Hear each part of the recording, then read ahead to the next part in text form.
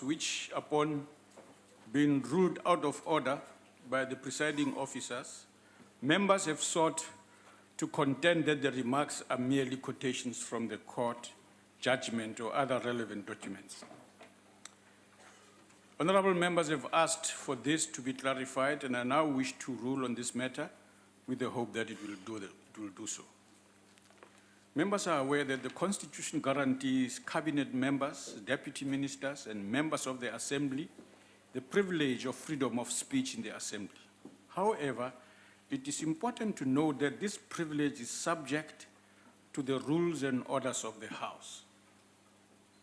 In accordance with these rules and orders, members may not use offensive and unbecoming language, nor may they impute improper motives to other members or cast personal reflections on their integrity as members or verbally abuse them in any way.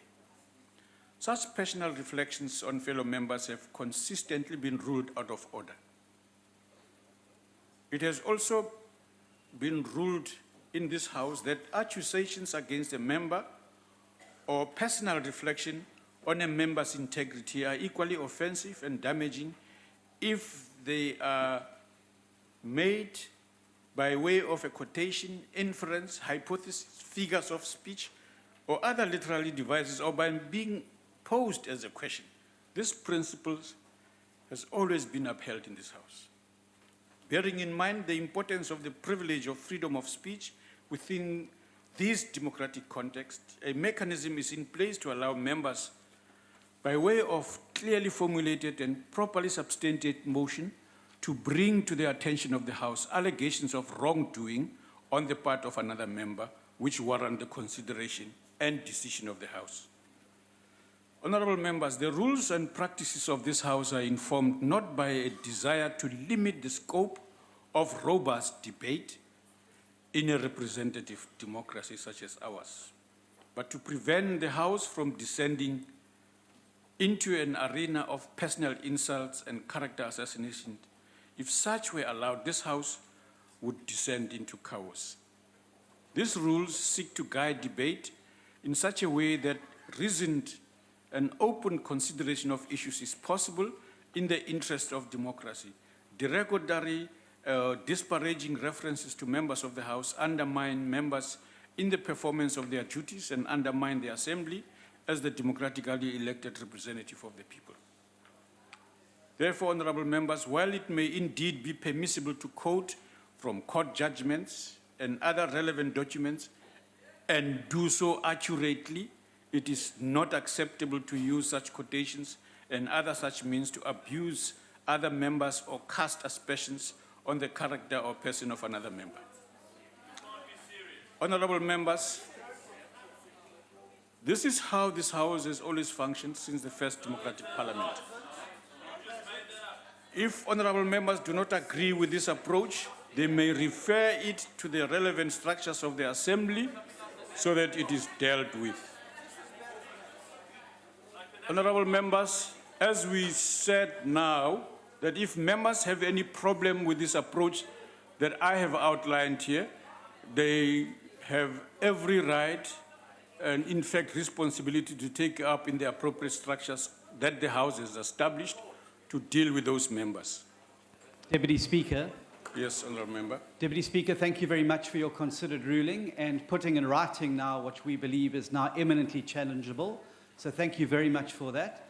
So we will refer it to the Rules Committee, but we know where this is going to end up. It cannot be right that the rules of this House can trump the Constitution. So thank you very much for your ruling. We will see you in court.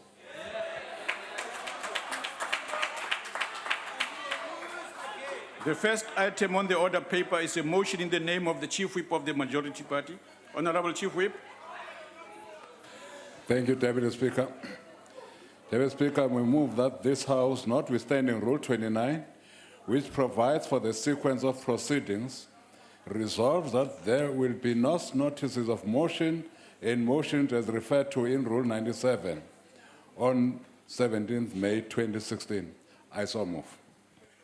I now put the motion. Are there any objections? No objections. Agreed to. The second motion on the order paper The last motion on the order paper is also in the name of the Chief Whip of the Majority Party. Honorable Chief Whip. Deputy Speaker, I again move that this House, subject to the concurrence of the National Council of Provinces, extends the deadline by which the ad hoc Joint Committee on Appointment of Board Members to the National Youth Development Agency has to report to the 26th of May 2016. I so move. I now put the motion. Are there any objections? No objections. Agreed to. The Secretary will read the first order. Debate on vote number 2, Parliament Appropriation Bill. Honorable the Speaker of the National Assembly.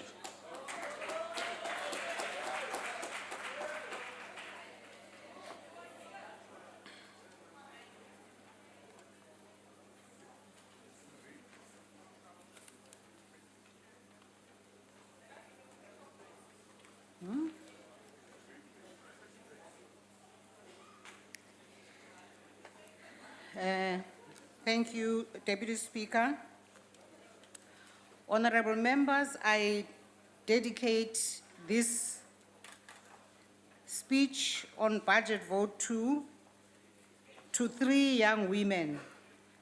19-year-old Snekolo Mafevuka, who was raped and murdered in town 2, and her body was found in the communal toilet on the 1st of March 2016.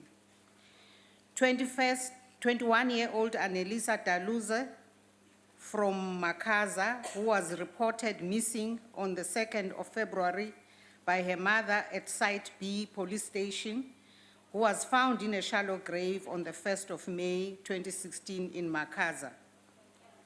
And Annelisa Ngalo, who was last seen on September 2015 from Kuyasa, and the case was reported with the Harare police, and there haven't been any leads in regards to her case.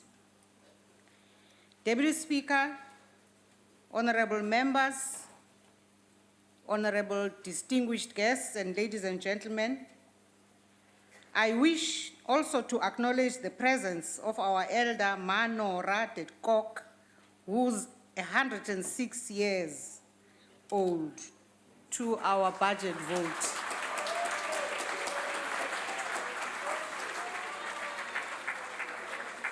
This year, we celebrate 20 years since the adoption of the Constitution of South Africa. The Constitution is our nation's foundation and compass to guide all of us in all our actions and deliberations.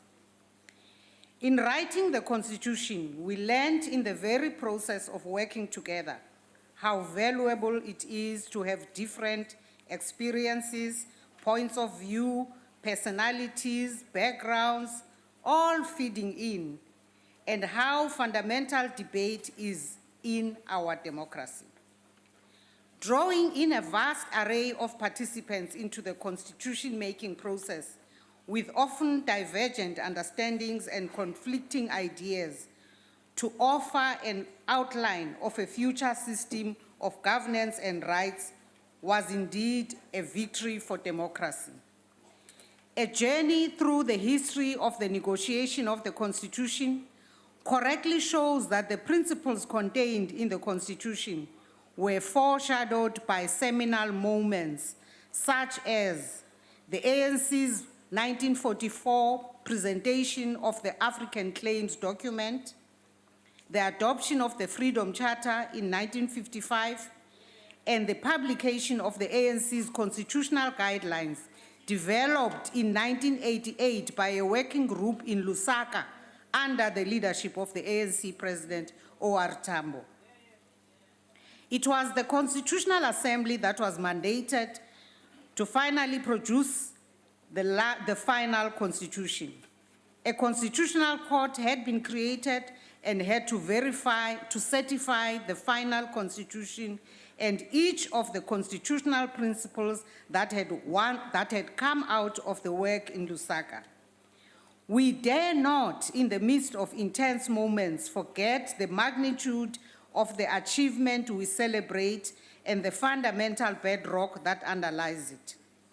For it is our ability to hear different perspectives, to persuade one another with reasoned arguments, and to show respect for the views of one another that we distinguish ourselves from a society that does not cherish democratic values.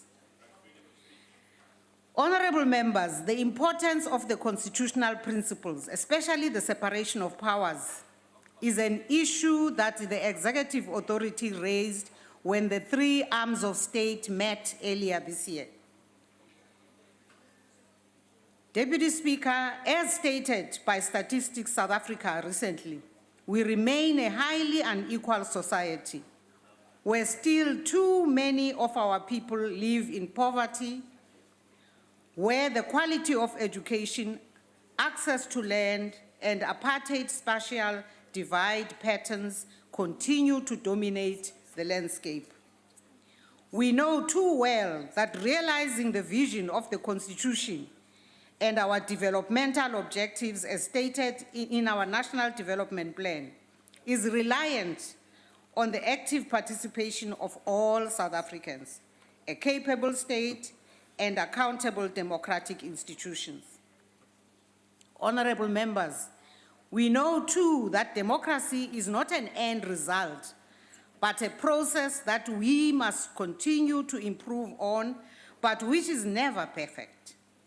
In the consolidation of our democracy, we are called upon to be true to history, to be honest and acknowledge that on our democratic journey, there have been triumphs as well as challenges along our way.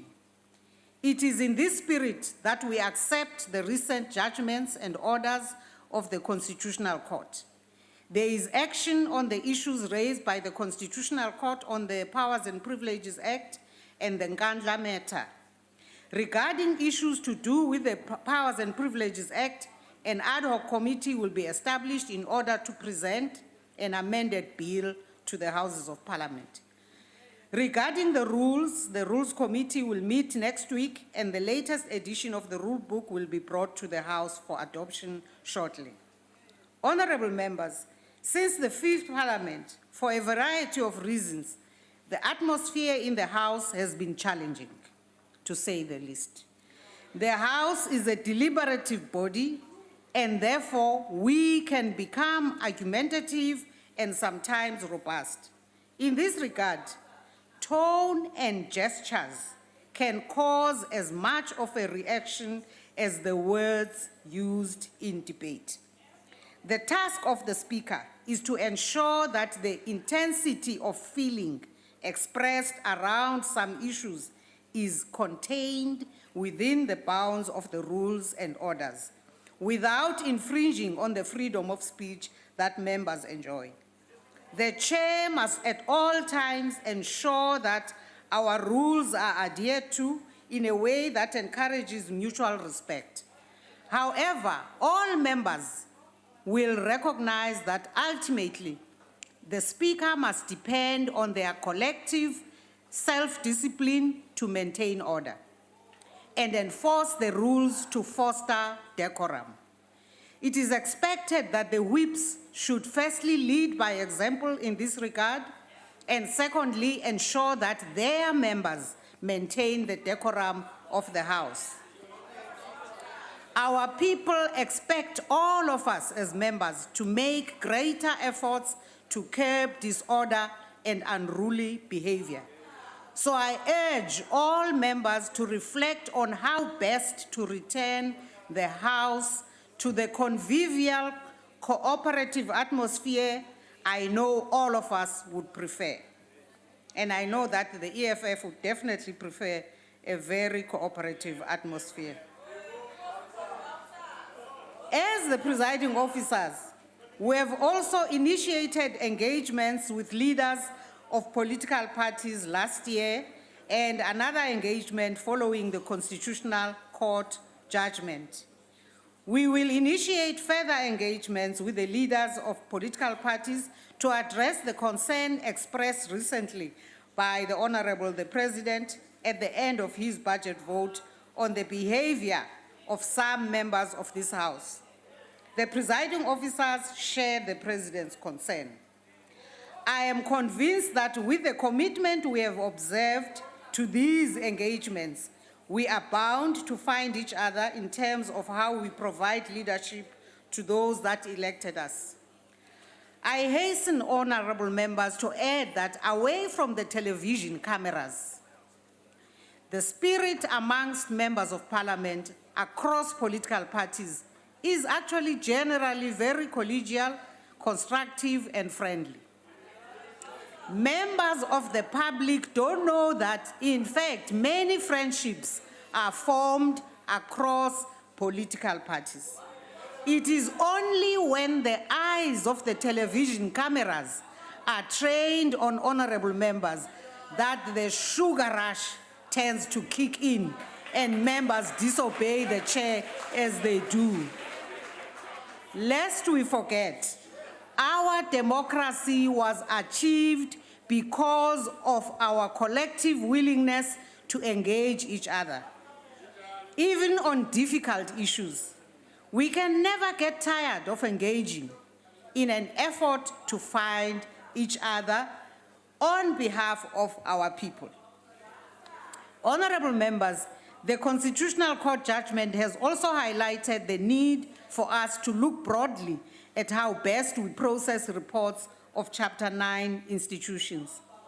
At the start of the 5th Parliament, the presiding officers gave the House the assurance that the ad hoc committee report on institutions supporting democracy, which we normally call the ASMAL report, would be processed in this term. We have, honorable members, met with all the heads of the Chapter 9 institutions and relevant ministers at Constitutional Hill at the end of last year, where we discussed how best we move forward on the ASMAL report. On the ASMAL report recommendations, which include the idea that there should be an overarching human rights body, the location of their budget votes, that is the Chapter 9 institutions, and their conditions of service, among other issues. We will keep on engaging those most affected by these recommendations. Though difficult, progress on these matters is possible. It is fully acknowledged that institutions supporting democracy are divergent and therefore cannot all be treated in the same way. For instance, the complexity of the work carried out by the Auditor General is a case in point.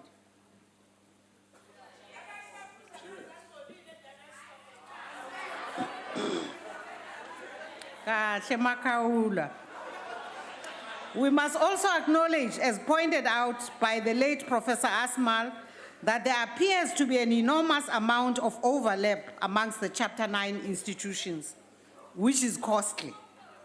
There is therefore agreement amongst the chairpersons of Chapter 9s for a review of the legislation to deal with some of these complexities. We agreed also to meet at regular intervals, and I've mandated the Office on the ISDs located in my office to ensure the facilitation of such engagements. We will keep the House abreast of developments as we fine-tune these outstanding matters.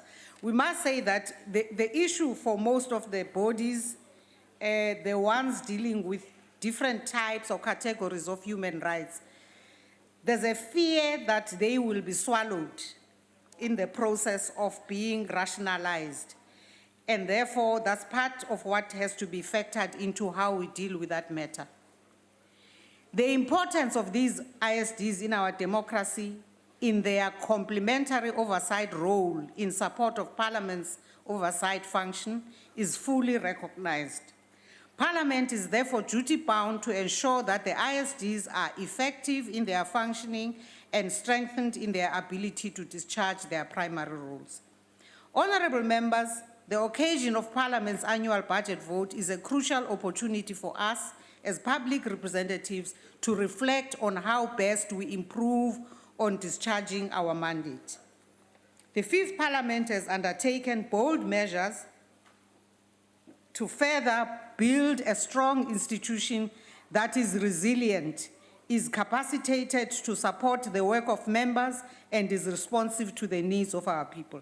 In this regard, it is our responsibility to ensure that the Strategic Plan and Operational Plan 2014 to 2019, which the two houses adopted last year, is implemented with vigor. A number of initiatives will be introduced, including the following.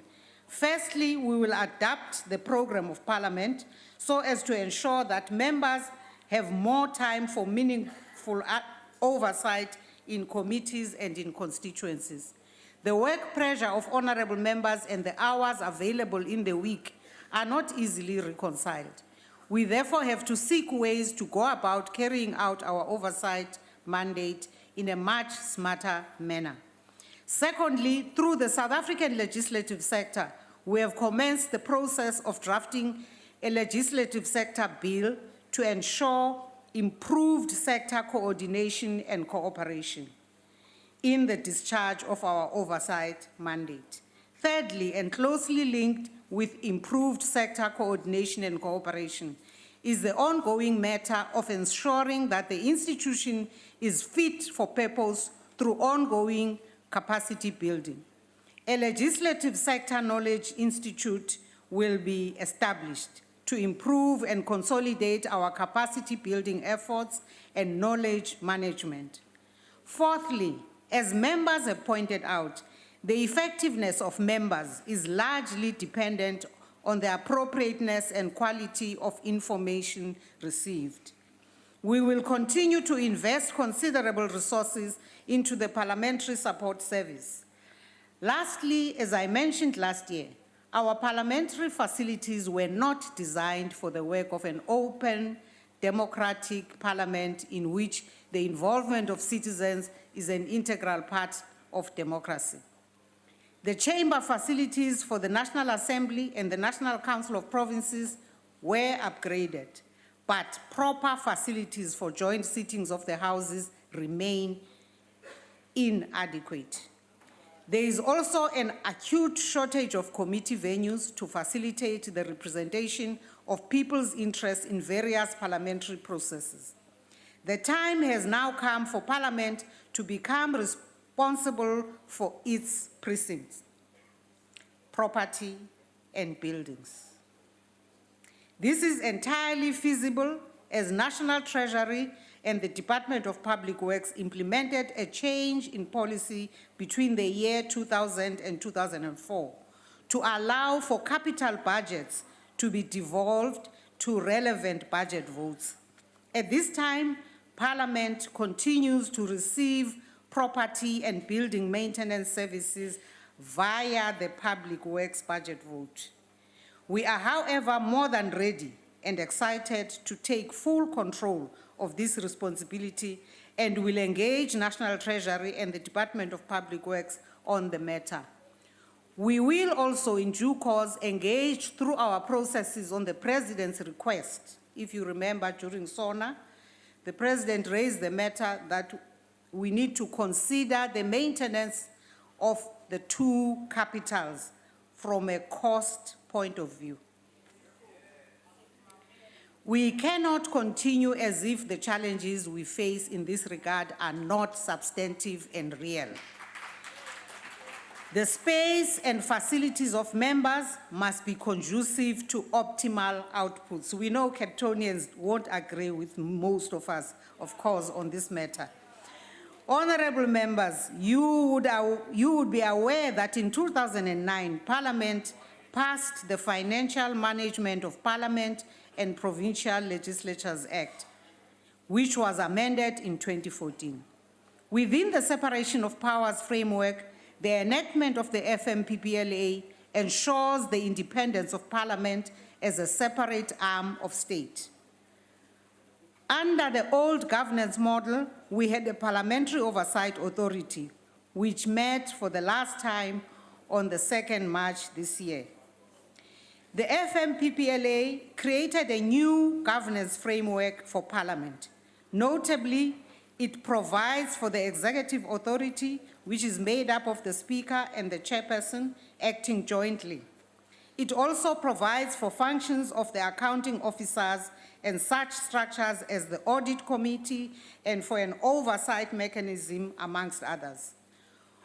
On the 26th November last year, the two houses adopted new joint rules that regulate the functioning of the parliamentary oversight mechanism. This mechanism is called the Standing Committee on the Financial Management of Parliament, which is co-chaired by Honorable Vincent Smith in the National Assembly and Honorable Seiso Mohai from the National Council of Provinces.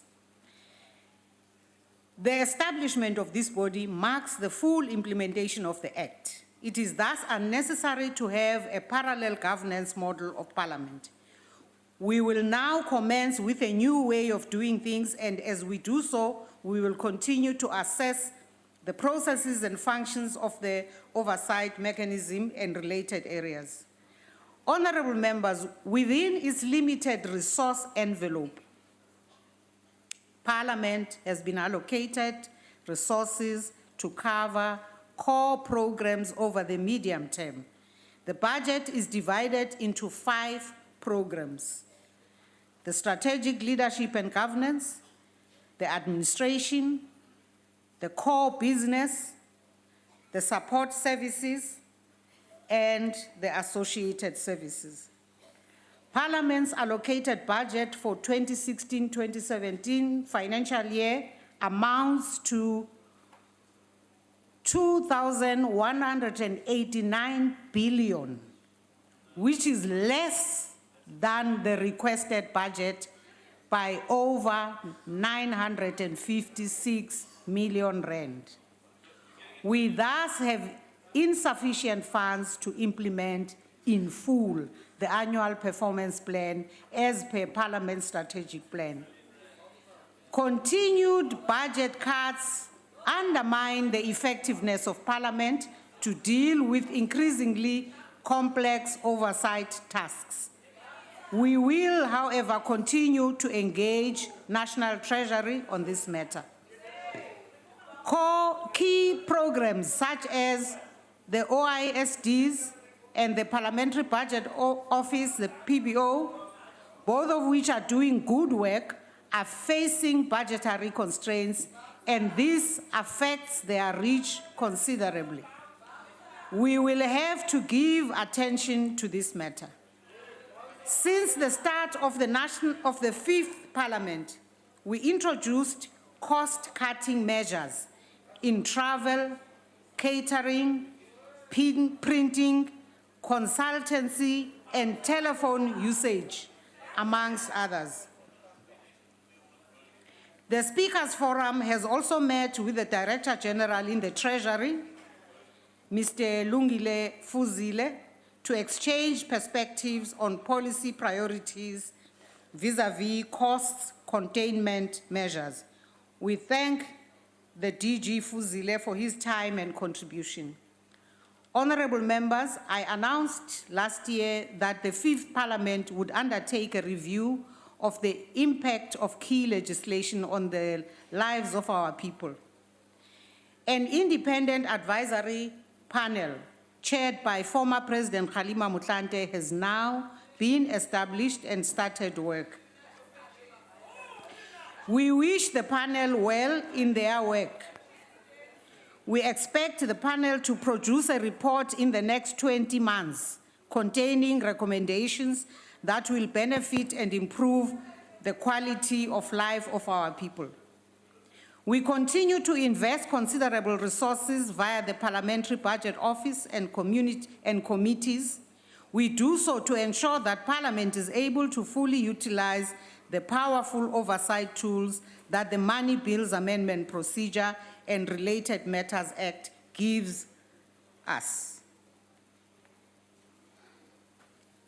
Honorable members, let us act on the multi-party Women's Caucus recommendations. that Parliament must develop tools to ensure that all committees are able to engage in gender-responsive analysis. The Secretary to Parliament has the responsibility to ensure that the tools are developed and such analysis becomes a key performance area. This is an issue that is not negotiable. I wish, honorable members, to take this opportunity to commend the portfolio committees for their diligent oversight in respect of the national budget review process. The quality of the budget review recommendations reports is improving and is apace with the needs of our people. Honorable members, recent shocking reports of the high incidence of rape and sexual violence on campuses raise serious questions related to this sector's policies on gender violence. It also comes as a shock to hear a member of the bench attribute rape to a certain culture and race. Rape is not part of any culture. We must continue to condemn all acts of violence.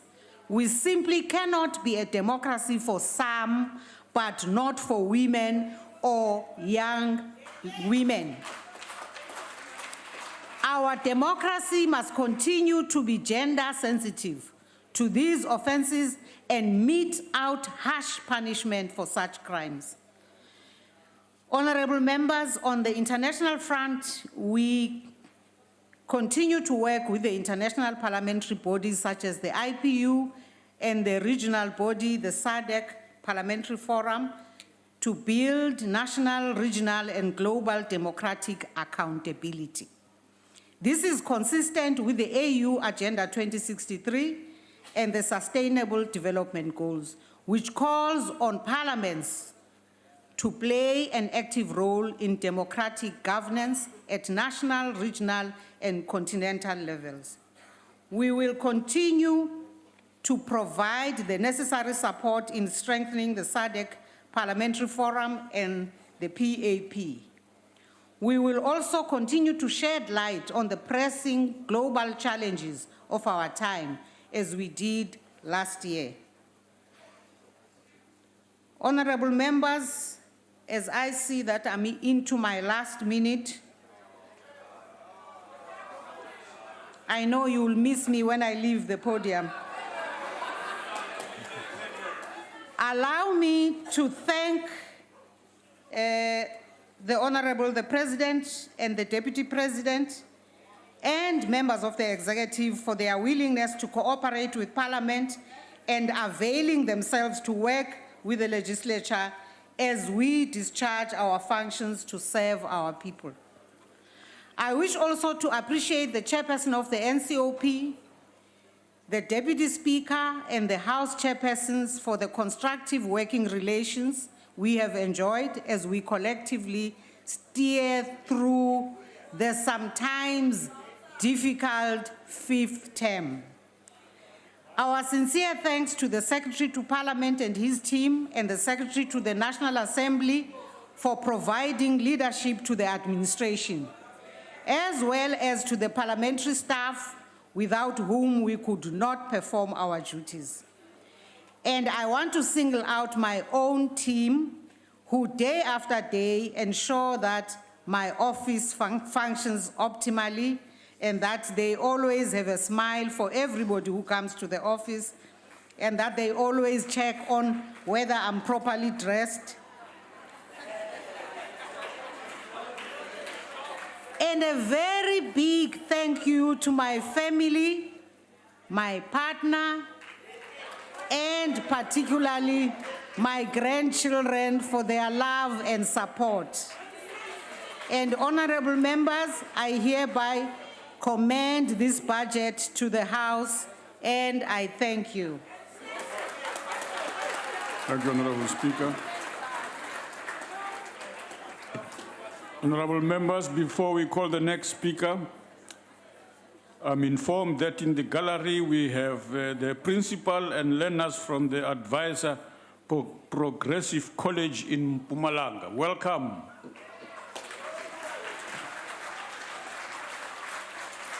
Welcome to the National Assembly and to Parliament. Thank you. I'm also informed that there is a Malawian multi-party women's caucus led by Honorable Dr. Kwaila in the gallery. Welcome, members.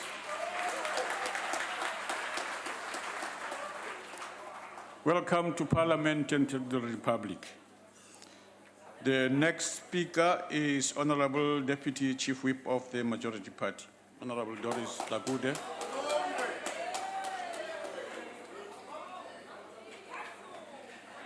Thank you, Honorable Deputy Speaker. Honorable Speaker, Honorable Deputy Speaker, Honorable Ministers and Deputy Ministers, Honorable Members, our guests in the gallery, I greet you all. I rise on behalf of the ANC to support Budget Vote 2 of Parliament. Muhuselei Chipikara. Sa ANC ri imana ndungelo za bathu ba Afrika Chipembe za ugwaramba. Pedzi, ahuna mbilaelo nantini ine ya phabatu ndungelo za ukwasha ndaka ya chichava kana ya mungwe mutu. Ufisa zwikolo sazwe razwibona khala vuwani ndi utsinya bumachero havana vashu barangapanda bamachero. Honorable Deputy Speaker, as the ANC, we reaffirm the right of all South Africans to legitimate and peaceful protest. No amount of grievance warrants this destruction of public and private property. We condemn the unfortunate events witnessed recently at Vuwani community in Limpopo. Destroying schools reverse the gains of our democracy and destroy the future of our children. As members of Parliament, we took an oath to obey, respect, and uphold the Constitution. Taking the oath imposes an obligation on us, individually, collectively, and on how we should conduct ourselves inside and outside this House. Unfortunately, we have been found wanting in this regard. At the onset of this fifth Parliament, it was unimaginable that the unprecedented events we have witnessed throughout would have even transpired inside this democratic institution. Never had we before considered there would be such high levels of anarchy, unpalatable speech, animosity, and polarization inside these chambers. Advocates of anarchy have sought to exonerate themselves from responsibility by suggesting that the majority party is unable to maintain order in this House. Further, they have tried to convince us and society that their conduct derives from their constitutional right to freedom of expression. Such assertions are flawed as they disregard the principle that with every right, there is a responsibility. They are also erroneous because they disregard that Parliament, guaranteed by the Constitution, has the responsibility to establish its own rules and conventions on how should it conduct its business, including the conduct of members. Mhlonishwa somlomo, kubalulekile ukuthi singemalungu lahloniphekile alendlu yesishayamthetho. Kufanele sitiphathe ngendlela lehloniphekile. Kufanele sibe sibonelo lesihle kubo bonke abantu laba kulelive, labancane nalabadzala. Kufanele nekukhulumisana kwethu nobe ngabe siyahluka ngemibono. Kufanele ukuthi sikwende lokho ngalenkulu inhlonipho. Ebantu labasibukile bathatha sengathi ngiyo indlela lekufanele kwendiwe ngayo tindwo. Kufanele sakhe sive, sigcugcutele kubuyisana nekuxolelana. Akufanele kube ngithi lesitshala inzondo esiveni. As chief whips of all different political parties in this parliament, we have a chief whips forum which enables us to consult each other on the business of this house and issues pertaining the conduct of our members. After reaching consensus in the chief whips forum, such matters are then taken to the National Assembly Programming Committee, a decision-making body on the program of parliament. Yet, most unfortunately, while we would amicably agreed in these forums, some parties come to the House and act contrary to those agreements for political expediency and cheap political stunts. The chief whips, in particular, of each and every political party have the responsibility to ensure that our members respect this agreement and desist from grandstanding and making frivolous points of orders. Most importantly, whips must reverse the emerging unsavory trends of verbal abuse and personal insults and attacks on individual members and members of their immediate family. Painstakingly, we endeavor to restore the dignity of our parliament and the decorum resonant with it, going to great length to find each other as parties, even when and where we fundamentally disagree. Our hope is to retain conventions that prove to be valuable and appropriate to our present-day environment, change previous practices that are not adaptable to prevailing conditions, enable the plurality of ideas and thoughts to let 100 flowers bloom, characteristics of our multi-party framework, and to affirm the electoral expression of the majority at the polls by not dithering on the principle of majority rule. All these are an inherent tapestry of our democratic constitution.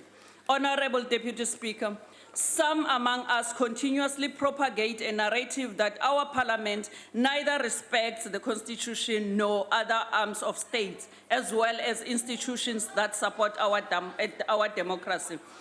This too is false. We accept the Constitutional Court judgment as we have done with other such judgments by our judiciary.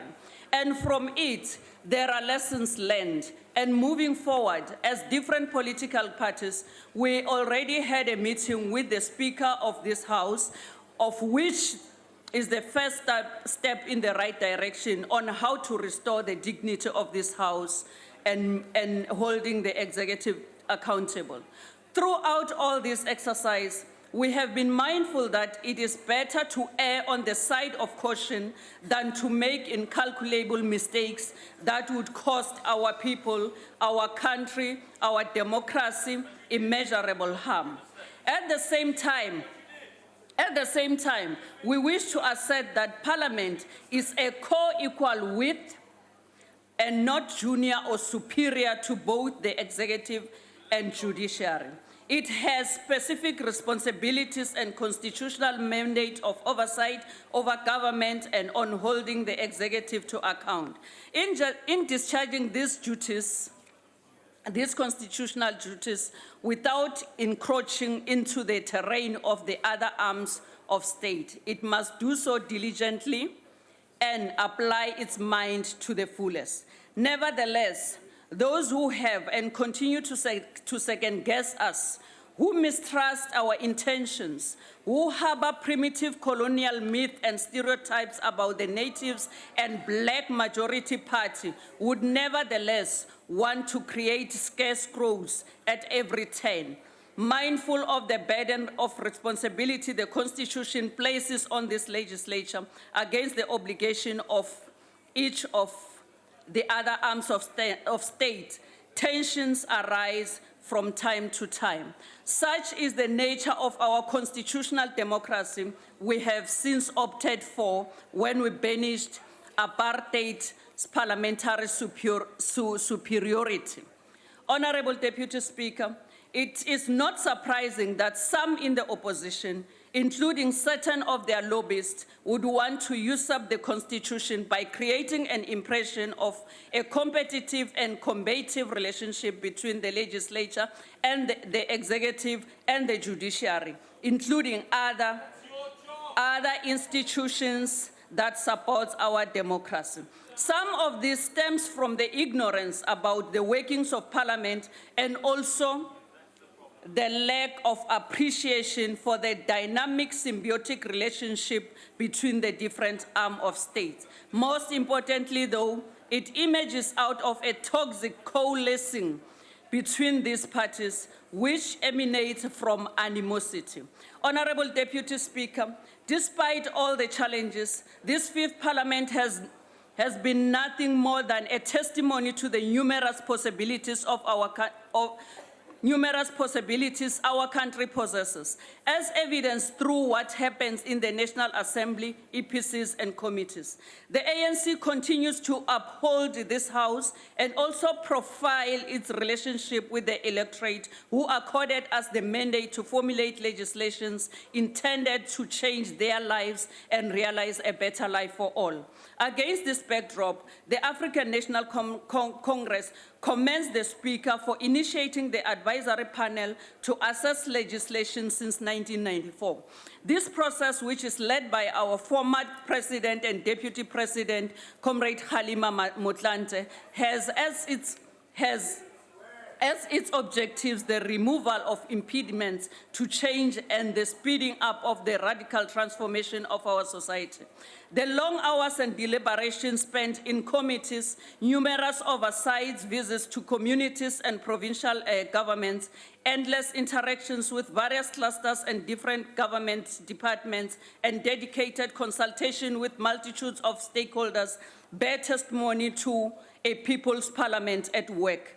Honorable Deputy Speaker, during the course of this Parliament, moving from one hurdle to another, many would have thought it impossible for us to deliberate on any legislation or even pass one. Yet we have passed important laws and adopted many reports that are critical to the work of this Parliament and essential to bringing about radical change in the lives of the majority of our people. Honorable Deputy Speaker, in 2014-2015, this House passed 44 bills, and in 2015-2016, we passed 24 bills, while other bills are still before committees. On holding the executive to account on written questions, in 2014-15-16, 6,900 questions, written questions were sent to the members of the executive. 6,384 written responses were sent back to members. On oral questions, 1,030 questions were asked in this House and 1,023 questions were responded to by members of this executive. Certainly, it is possible and achievable to make progress as a nation and as people. For success, this National Assembly must appreciate the need for cooperation between ourselves as parties, between us and other arms of state, and between us and our people. One of our greatest founding fathers of the ANC back in 1911 said, and I quote, "Cooperation is the key and watchdog which opened the door, the everlasting door, which leads into progress and all national success. The greatest success shall come when man shall have learned to cooperate, not only with his own kith and kin, but also with all people and in all life." Close quote. Honorable Deputy Speaker, this quotation was made by our founding father of the ANC, Comrade Pixliga Isaka Seme. Honorable Deputy Speaker, South Africa is now a much better place than the other country used to be. It is a better place because of the obvious signs of physical change. It is a better place to live in and possibly to love because of the Constitution. Let us advance our people's power in the local government elections. Honorable Deputy Speaker, let me take this opportunity to thank all those who support us when doing our job. Let me take this opportunity to thank the Let me take this opportunity to thank the Parliamentary Protection Services that make sure that those people who disregard the rules of this House are ejected from this House so that we can be able to do what the people of South Africa mandated us to come to this House to do. We will support them.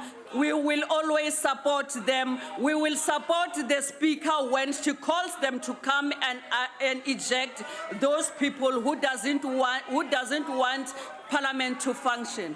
Also to thank the Secretary to Parliament and his team, the table staff, for making our lives easy in this Parliament. We also thank the political committee who always advise us on how to do our work better as members of the ANC in this House.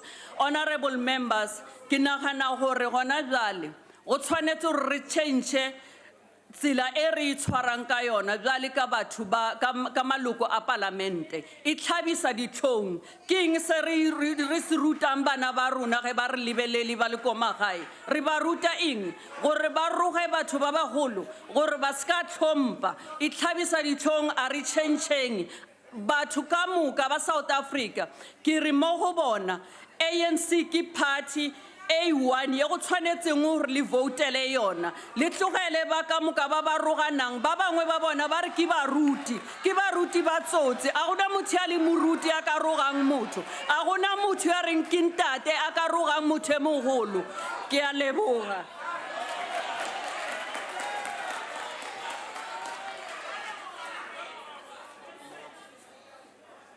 Honorable Chief Whip of the Opposition.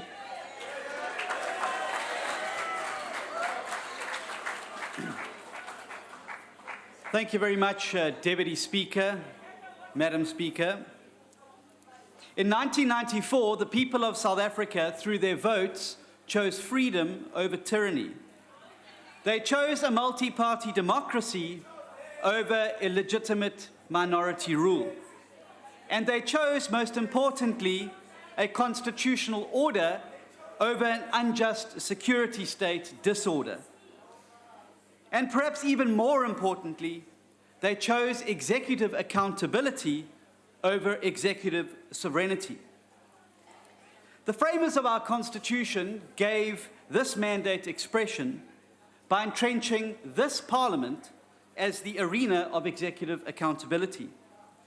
And so the question we must all ask ourselves today in this House is simply this: are we living up to their expectations? In 1994, the people of South Africa chose an accountable police service over a police force. Far too many of our citizens and many members in this chamber remember with revulsion how the South African police force were used as an instrument by the illegitimate apartheid regime to suppress political opponents, stifle ideas, and stamp out freedom. It's inconceivable then that this opposition was required to go to the courts of this land to stop the presiding officers of this House from setting the police on them, in direct violation of the powers and privileges of members of Parliament and the separation of powers. One of the most fundamental parts of our jobs as members of Parliament is to hold the President and members of the Executive to account. It would be a sad day for this democracy if the presiding officers were allowed to have members arrested and removed from this House by the SAPS for fulfilling our constitutional responsibility. However much the executive may not like the message or how it is delivered, the Speaker opposed that case in court, and the Speaker lost. In 1994, the people of South Africa chose a constitution that guaranteed every citizen the right to freedom of speech. They did this precisely to ensure that never again in this beautiful land of ours would the ability to share ideas or views be inhibited by fear or state control. But perhaps more importantly, they entrenched this important right in our Parliament, precisely to ensure that the representatives that the people of South Africa sent to this House to represent them would never again be afraid to say what needed to be said in this House for fear of reprisal. The ANC fought suffered, struggled and sacrificed much during the struggle for freedom of democracy. And so we must ask you then, why do you remain silent and are now actively complicit in the trampling of that freedom that you fought for? What you don't realize is that every single time that you do this, you weaken your own rights and betray the mandate of the people that sent you to this House to speak up for them on their behalf. Now, can you imagine a future, and judging by the way things are going now, it won't be long, when you sit on the opposition benches?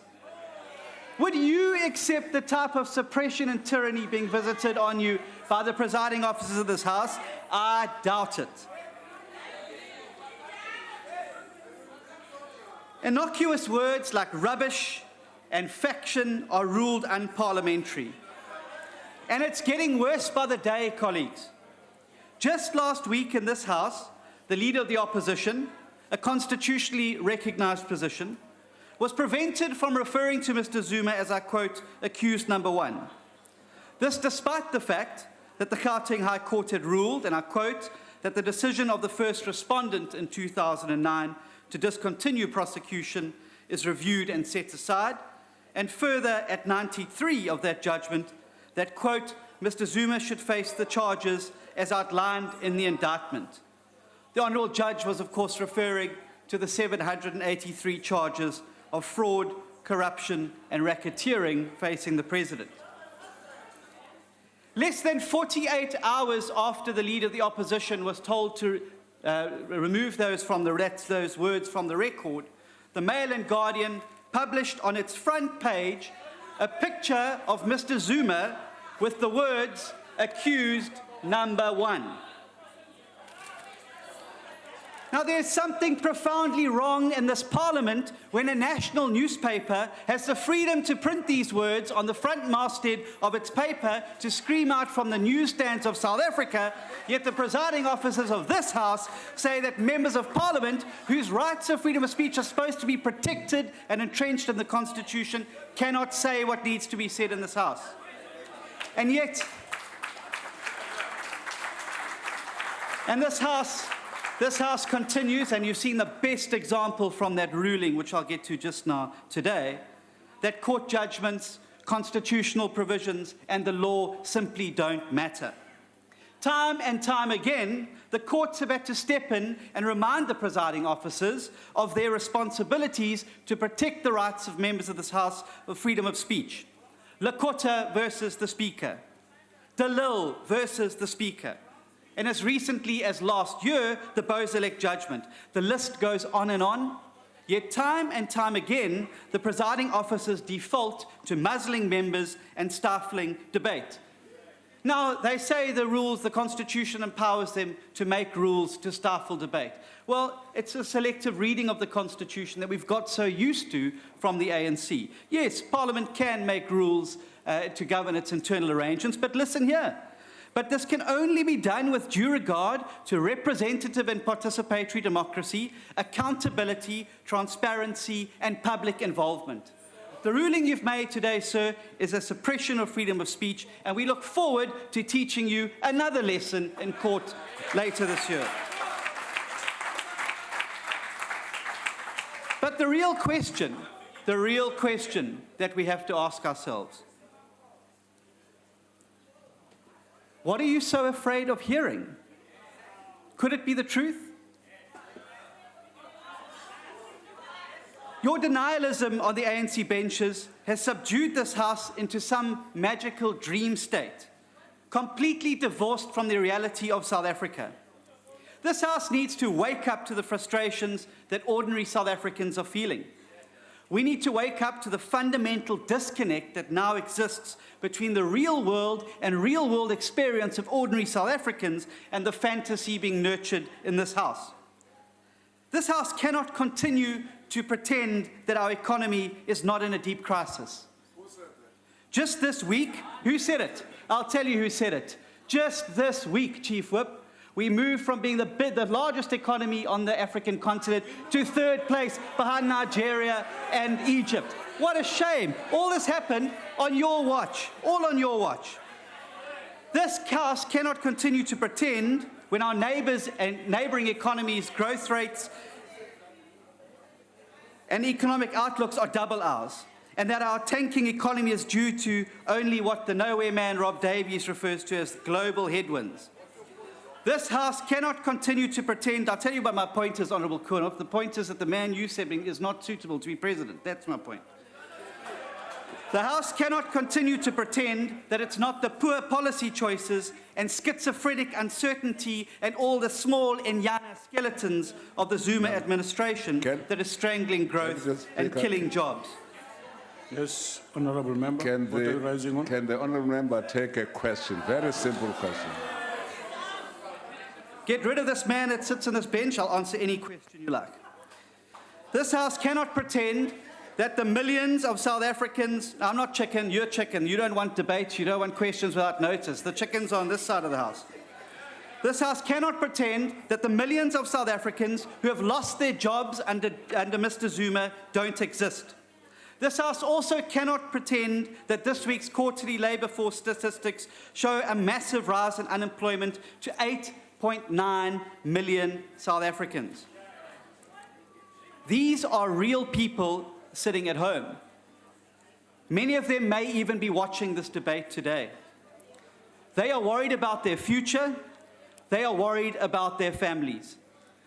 They worry which of their relatives is going to lose their job next, or how they're going to put food on the table at the day's end. Life has gotten far too hard for far too many South Africans.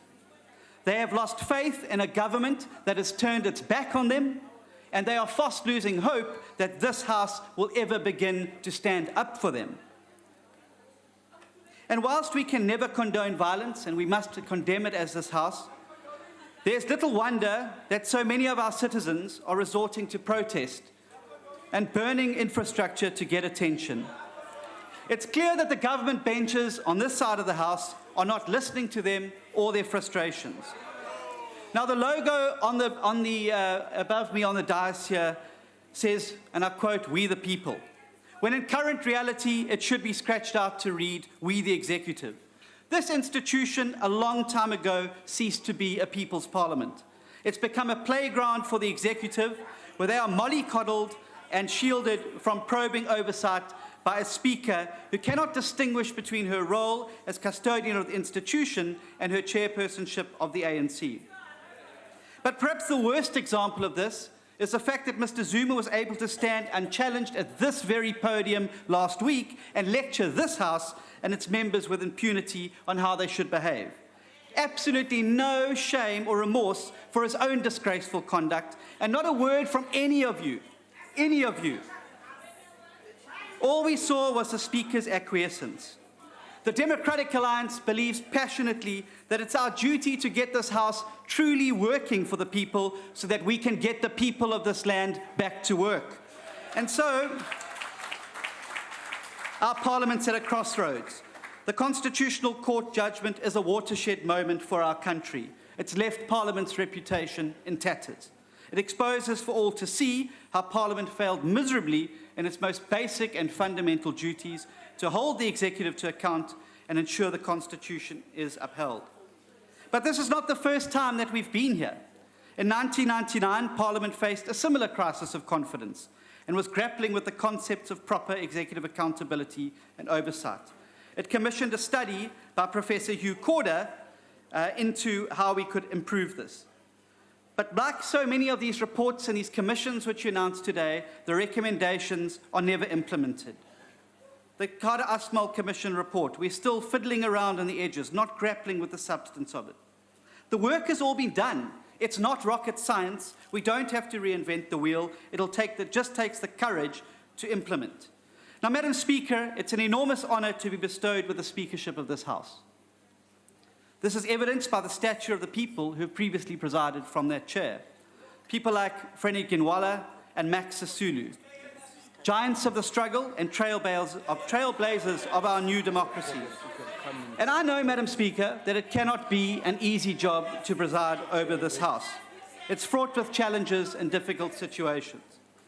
But the truth is, Madam Speaker, you are falling far short of the level and of expectation that they set. Never before has this House been presided over with such partisan rancour. Never before has such a blatant executive-mindedness obstructed members from doing their jobs. Instead of placing the dignity and reputation of the institution of Parliament first, the Speaker has chosen to cling unseemingly to the chair at all costs. This despite being the first respondent in a matter which was under discussion a few weeks ago and party to the unlawful actions of the legislature. Surely you want to be remembered as the Speaker who defended this Parliament and not the Speaker who destroyed it. Every time you choose the President over Parliament, every time you fail to protect our rights, every time you shield a minister from tough questions, you strike a hammer blow against the very foundations that this House is built upon, and you pervert the will of the people who sent us here to represent them. But it doesn't have to be like this. We can fix this institution and we can make it strong again. We can restore it as the proud centerpiece of democratic accountability. It will take honesty, it will take hard work, and it's going to take the will of all of the members of this House across partisan lines to restore Parliament's ability to hold this executive accountable and fulfill our constitutional obligations. I thank you very much. Honorable Howler.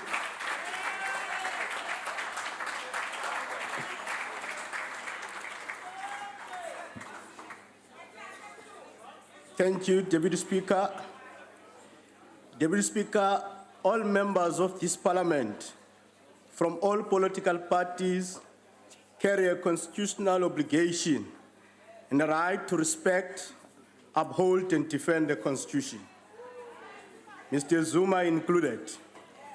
We must do so at all costs, regardless of whose interests are at stake.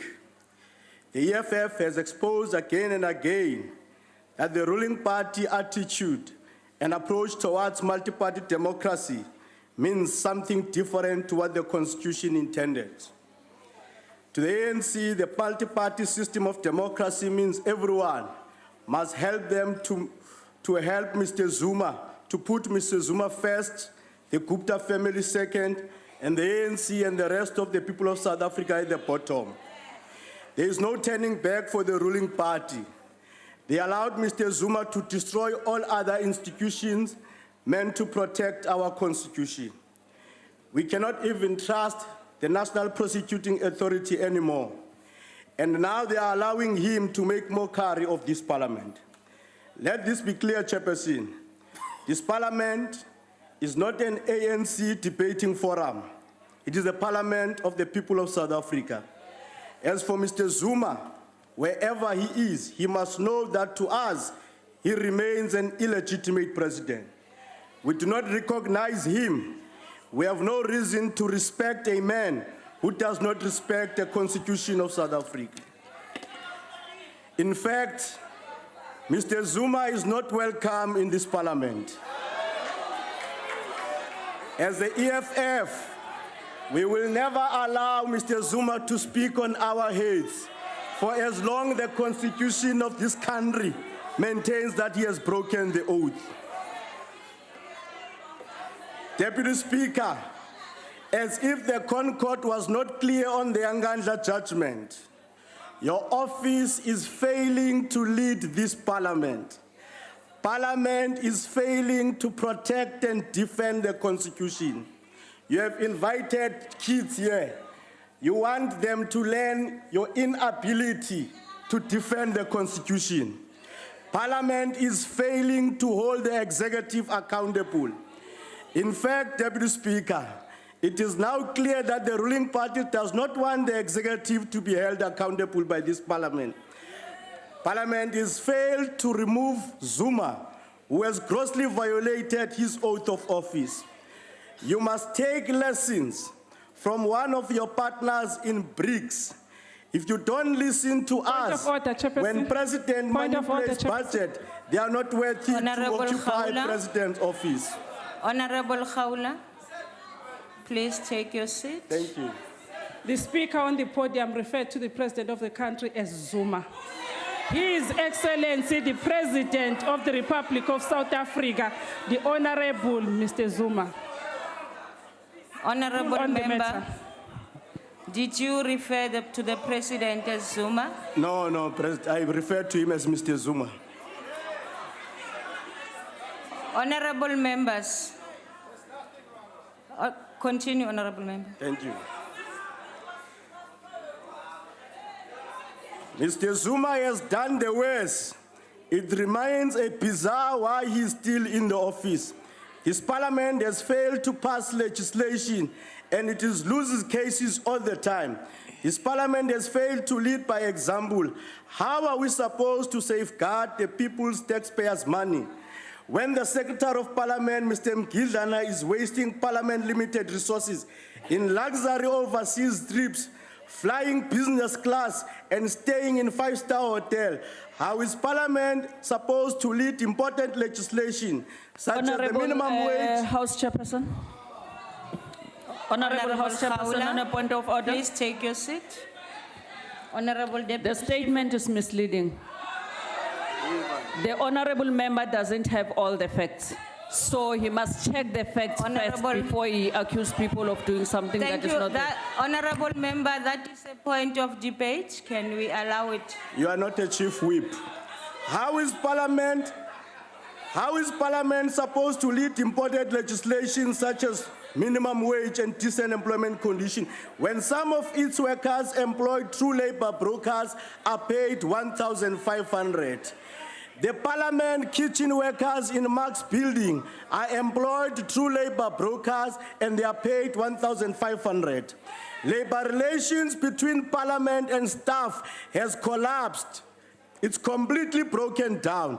It is an embarrassment that such an important institution communicates with its workers through the CCMA. Workers' salaries are deducted.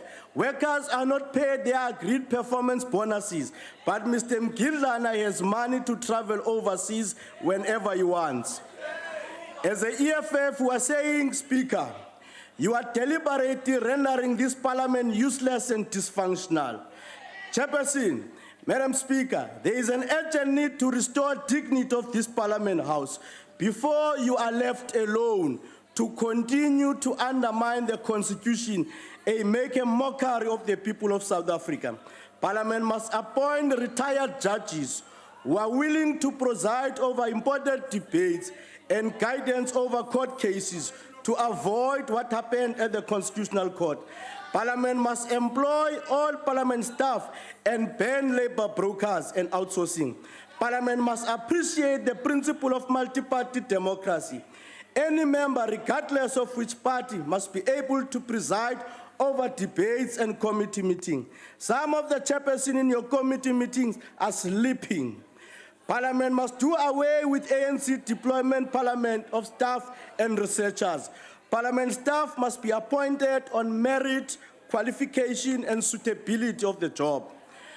Parliament must exercise its power and use the money bill legislation and stop asking favors from the National Treasurer. Parliament appropriate money, not the Minister of Finance. And it is then that Parliament Budget Office will start doing its work instead of being committee secretaries to Standing Committee in Finance. Now, most importantly, and progressive step going forward, Parliament must institute disciplinary proceedings to Mr. Zuma for his gross violation of his oath of office amongst many sins he has committed. We're offering you a much more superior logic as a way forward, of which failing to do so, Parliament will again be found failing in its duties. You must know that we are now approaching local government elections. If this Parliament is unable to provide examples to other spheres of government, you have executive mayors, you have premiers. In fact, you have most corrupt premiers like the one in Free State, Ace Magashule.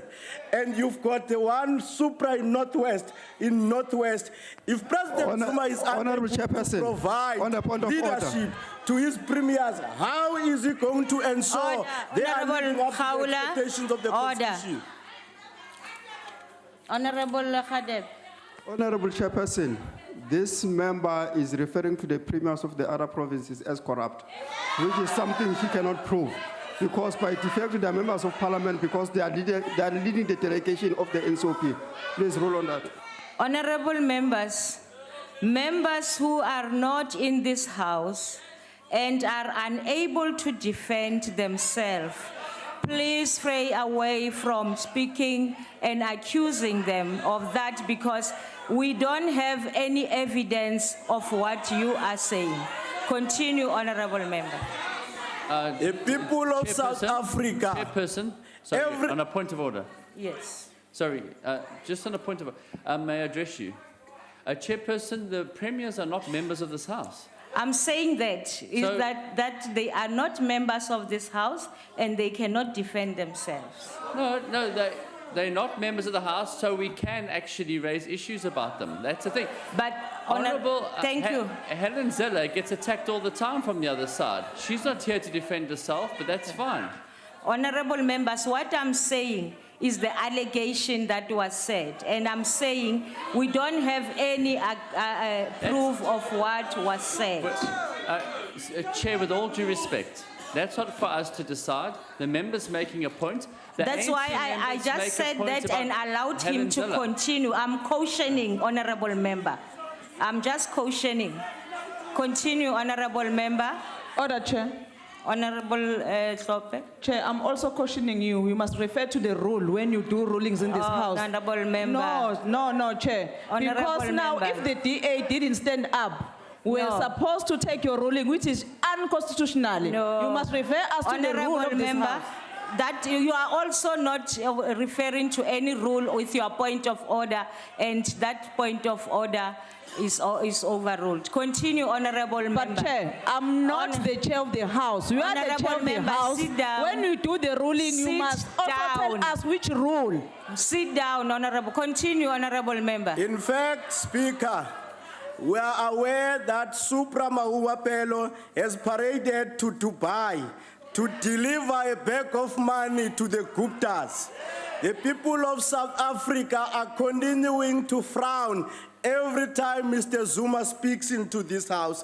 The members of the ANC on the right, those that have got a mind, they are also frowning whenever Mr. Zuma is speaking. How do you celebrate the removal of other members of parliament who have a responsibility to hold an executive accountable? How do you celebrate when the bench of the opposition is empty, yet you claim that you have delivered a multi-democratic system in this country?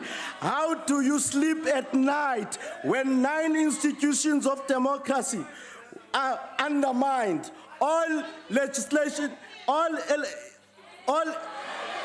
institutions of democracy are undermined. When the role of legislation is not upheld by this parliament, we have a responsibility to defend the constitution. In fact, Speaker, the last thing that we still have in this country is the judiciary. Thank you very much, Honorable Paula. Your time is up. Thank you very much. Isikhulumi esilandelayo ngumhlonishwa Mdakane.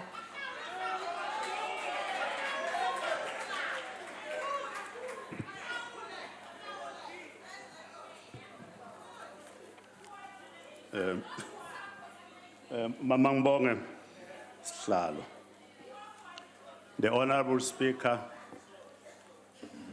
the Honorable Deputy Speaker, Honorable Ministers and Deputy Ministers, Honorable Members of the National Assembly, comrades and friends.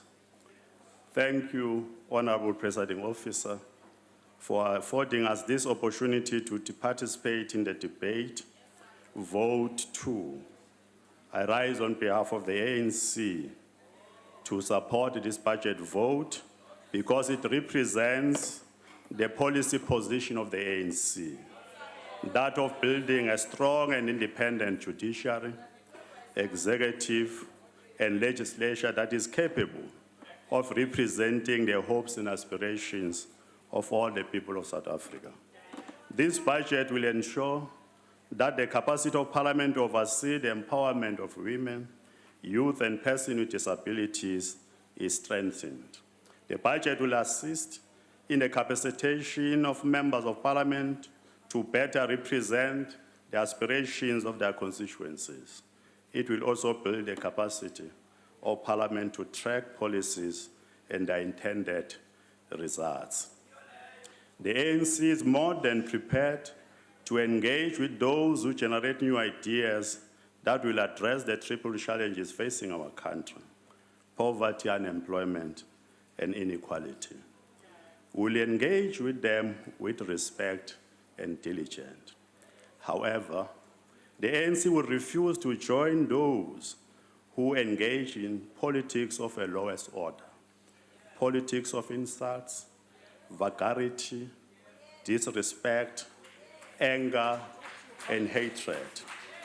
In fact, honorable members, Mkidlane, the parliamentary secretary, was appointed by the House. It is wrong then for members of Parliament to abuse the platform, because he's not a member. He can't answer for himself. If you attack him without allowing him space for him to answer for himself, is unfair. It is one of the worst things you can do as a member of Parliament. It can never be accepted that way. Honorable members, this Parliament deserves to be treated with respect. At all times we enter into his precinct, we should do so with dignity. And I really think that Honorable Kaula, please do that, because that is a problem. It is therefore cannot be proper that at times debate from opposition are not different from the thundering of empty clouds. Some of these debates. Who do I offer? Honorable Mdakani? Honorable Mdakani? Ma'am Khawula? Bakithi awungiqolisele lapho ngaphambili angaze ngikhulume lutho mina ngilungele ngigqokela ijazi elimhlophe abangiyadandaza la ngimisela kuyina ukhetho ngo2019 ngifakela amabhawunsa lana namkiphe la ngaphakathi. Amen. Ma'am Khawula, siyaxolisa ukuthi i-pronunciation ibe wrong. Siyaxolisa. House Chair, may I address you? Yes, Honorable Member. Through you, House Chair, there's no need for the Speaker to defend premiers. We've got proof of corrupt premiers. Honorable Member, we've got what proof is your point of a order? premier in one province, the Northern Cape, who bought Kentucky Fried Chicken Honorable Member, amounting to 50,000, and many other premiers.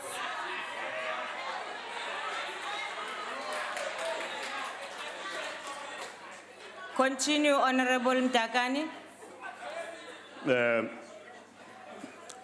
Honorable Presiding Officer, I hope that our colleagues, they would get used to Parliament and the decorum of Parliament. The behavior that is very strange, you will address with it in future. But the point that I'm raising, Honorable Speaker, is therefore cannot be proper that at times debate from oppositions are not different from thundering from the empty clouds. Some of these debates, I think Shakespeare would have justifiable to categorize them as full of sound and fury, yet absolute amounting to no significance when it is all said and done. We therefore have no right to turn this House into an arena for personal attacks, fallacious argument, and full of spurious and unsubstantiated allegations which are purely aimed at making headlines. Surely the shield provided by the Constitution does not imply that freedom of speech in the Assembly should amount to freedom to abandon cogent argument in favor of empty media sound bites. Whatever the circumstances may be, the ANC would continue working very hard in this National Assembly to generate solutions to many problems encountered by our people. We must remind ourselves, honorable members, that we are members of this House not because of our own wisdom, but because the people saw it appropriate that we should be here on their behalf. They must absolutely be embarrassed that there are members who abuse the platform whenever they stand in this platform. They're absolutely embarrassed. In fact, anyway, we told some of your cousins that they were not going to come back in 2014. They didn't come back. We are warned also 2019 we may not be here to cause this havoc in their chamber. Therefore, we are not representing, we are therefore here as custodian of the pride of our people, indeed on our People's Tribune. Therefore, we are not here to represent our personal views, but those of our parties and constituencies. This National Assembly does not at all belong to us, but it is the treasured possessions of the people of South Africa. We are just custodians. What we say in our debates and how we say it, it must therefore at all times reflect the contending yet collective wishes and aspirations of all our people united in their diversity. Ayinhlamba nongahloniphi. Inhlamba nongahloniphi ingaphindi ibe khona. Our National Assembly should therefore be an arena which Mao Zedong would have defined as a stage where 1,000 flowers bloom and 1,000 schools of thought contend. Parliament is about that. We must contend, we must discuss issues, we must respect each other. This shouting and insult can't be Parliament that represents the aspiration of South Africa. We are not coming back 2019. Debates in this Assembly, our National Assembly should therefore, debates in this Assembly Order, Chair. should... Honorable Mdakani, take your seat.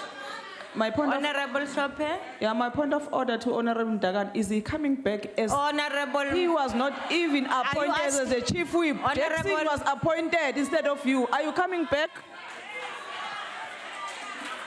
Continue, Honorable We can Member. only earn respect of our people and our colleagues through valid statement and sound argument.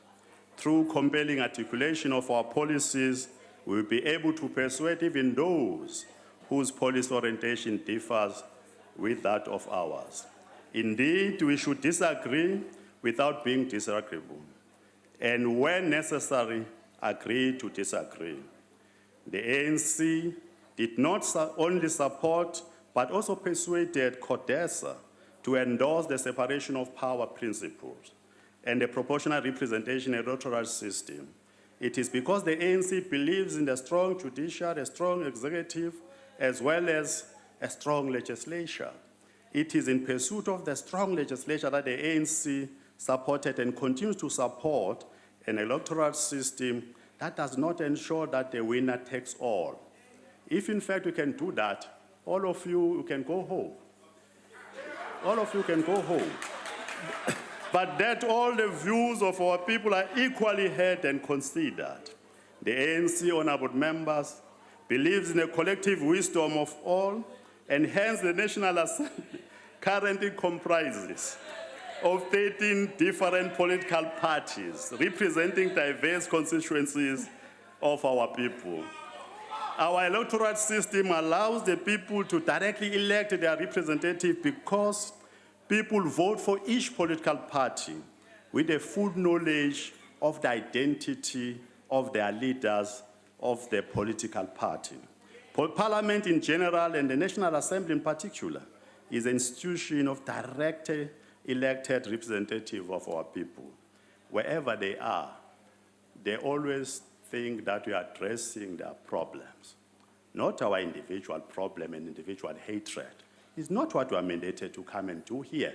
And I guess even yourself, you are not mandated to do so. Then the rules and order of the National Assembly should therefore ensure free dialogue in a respectful manner.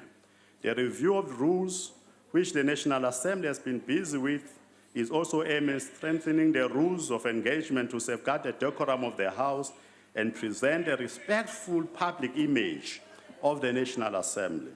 Therefore, contrary to popular opinion, the rules are not reactive, but anticipative of possible situation in line with the participatory as well as representative democracy.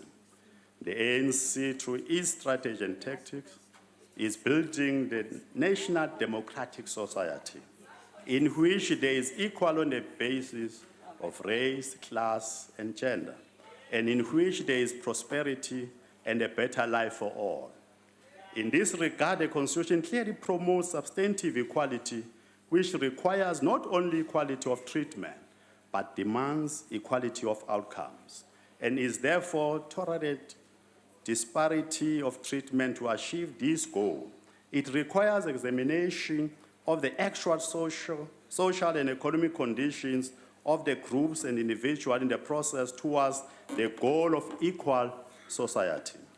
That equal society can never be equal only in opportunity. It has to be equal also in treatment as well as outcomes. Therefore, affirmative action and BBEEs are necessary measures to restore equality and heal the division of the past. We know that the DA opposes the affirmative action and other instruments of transformation because of its ideology of negative liberalism. Negative liberalism. The DA is anti-transformation. That is why that party does not mention transformation in its policies. In fact, I've not read even a single one. This is why those DA members who believe that society should be transformed through measures aimed at advancing people who were unfairly discriminated by apartheid are soon marginalized from the political center. Those positive liberals who supported a labor relations amendment that was aimed at advancing transformation in the workplace were immediately redeployed from the Labor Portfolio Committee, and then the leader of the DA. History will tell us. Equal opportunity society policy of the DA is covertly aimed at insidiously perpetuating the status quo in which society remains as it was designed by apartheid. Opportunities extended equally to people who are unequally placed in a society can only serve to preserve inequality. To treat those who are unequal equally is unfairly discriminate against the disadvantaged is therefore contrary to the letter and the spirit of the Constitution. The Equal Opportunity Society policy is therefore a deliberate mechanism to protect white privilege and perpetuate poverty, unemployment, and inequality in our society. Let me again remind us that we are here not as our own accord and wishes, but because the people have entrusted us with their most treasured asset, the Parliament of the Republic of South Africa. Let us therefore refrain from politics of the lowest order. That is, let us improve the quality of our own argument, not our sound of our voices. Let the opposition stop thundering from the empty clouds, for lightning only brings distraction. Yes, let us differ, but do so respectfully. Let us not relent from being robust. Let our policies contest space. Let us debate our policies. Present our policies here. In fact, I've read all of them. The anti-transformation. I wouldn't deal with them that way. They're not very helpful for me. Therefore, I can't read them. I appreciate that there are policies, but they're anti-transformation. Therefore, what we want to do with that one? We must move on, honorable members. Let us move on. Indeed, there can be no democracy without people. And it is well to say that the views of the majority shall prevail. That, honorable members, is the essence of democracy. We must accept that the views and the will of majority will prevail. But in this House, we always listen to all of you. I know other parties, they do that with respect, but one party insult us, but we still respect you and work with you here. Please present your policies and contest our policies. Don't insult us, because we want to insult you back. We carry more responsibility of our people. They will never do that. That's what the problem that we are having. Honorable members, majority will prevail, that honorable members, that's the essence of democracy. There can be no veto to the wills of the majority through any form, and the will of majority are caused in the Constitution. Therefore, even in this House of Assembly, the will of the House is committees, and that of his presiding officer binds one and all. I must, honorable members. Thank you very much, Honorable Thank you very much. Mdakane. Thank Point you of very order, Chairperson. Point of order, Chair. A point of order, Chairperson. Honorable member. Chairperson, I did not want to disturb the member while he was deliberating. Honorable Hlophe Maxine, he referred to the ANC chief whip as Jackson was appointed instead of you. So I'll ask you, presiding officer, to ask her to withdraw that, because there is no Jackson in this house. Thank you. Chair. Yes, Jack Daniels was appointed. Jack Daniels. Chair. Jack.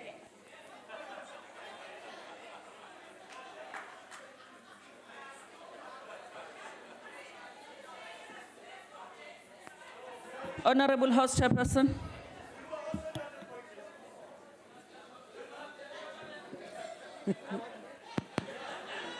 Honorable House Chairperson. Can I take Honorable Hlophe first? Okay. Yes, Chair. You stood up, so I'm honoring you are standing up now. Oh, I was waiting for your ruling. Oh, standing, okay. Thank you very much. Honorable members, we know that in this house, we call all members honorable, or at least let's show respect by saying Mr. Unfortunately, what you said was not in the mic, and as such, I cannot really rule, but just to caution that all members of this house should be respected. Thank you. In fact, I should correct it, Chair. I said it on the mic, that Mdagane is not a chief whip. Is Mr. Jackson Jege, who's a chief whip. Mdagane lost it in the top Honorable of the member, ANC. then sit down. Okay, that He's has not nothing going to be the do- chief whip. The- Honorable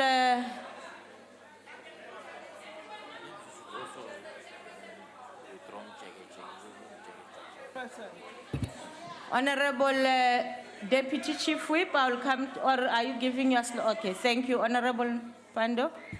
Chairperson, I mean, the rule is very clear.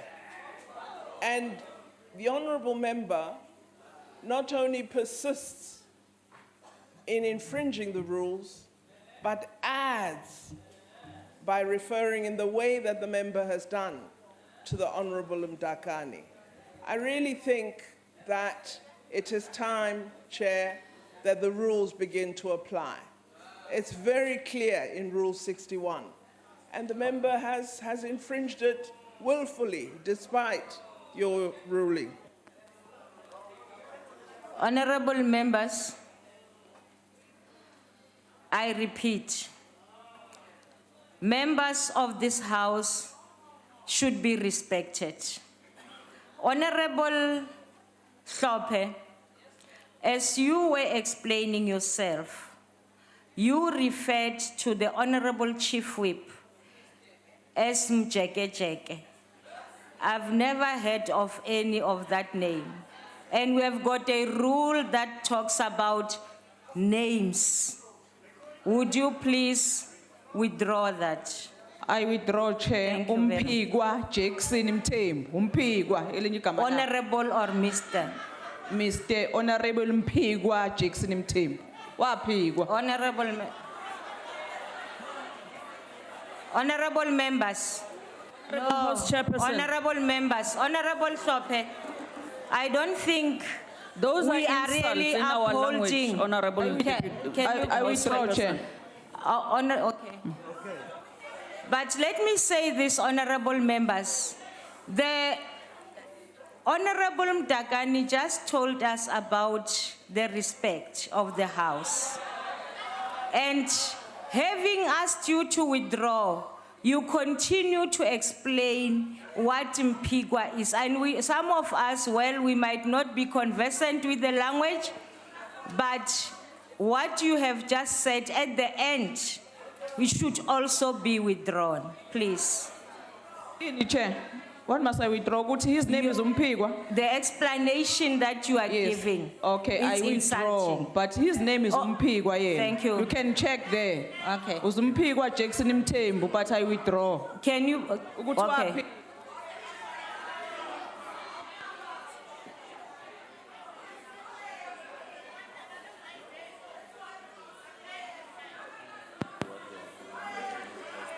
Honorable members. Sorry, Chair.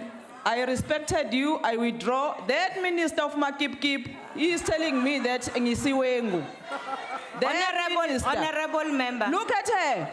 Honorable member. Honorable Ginger. He's pointing fingers at me. Honorable Sope, please sit. Honorable members, I want to draw you to rule number 51, where the presiding officer is of the opinion that a member is deliberately contravening a provision of these rules, or that a member is in contempt of disregarding the authority of the chair, or that a member's conduct is grossly disorderly, he or she may order the member to withdraw immediately from the chamber. This is just a caution for all of us. Can we please minimize on the altercations across the desks?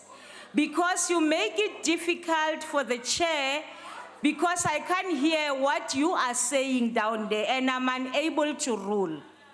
Please, from both houses. Point of order, Chairperson. We would like the member to withdraw Ginger name. There is no Ginger in this house. There is no Minister Ginger. There is no Ginger. They honor him. Thank you.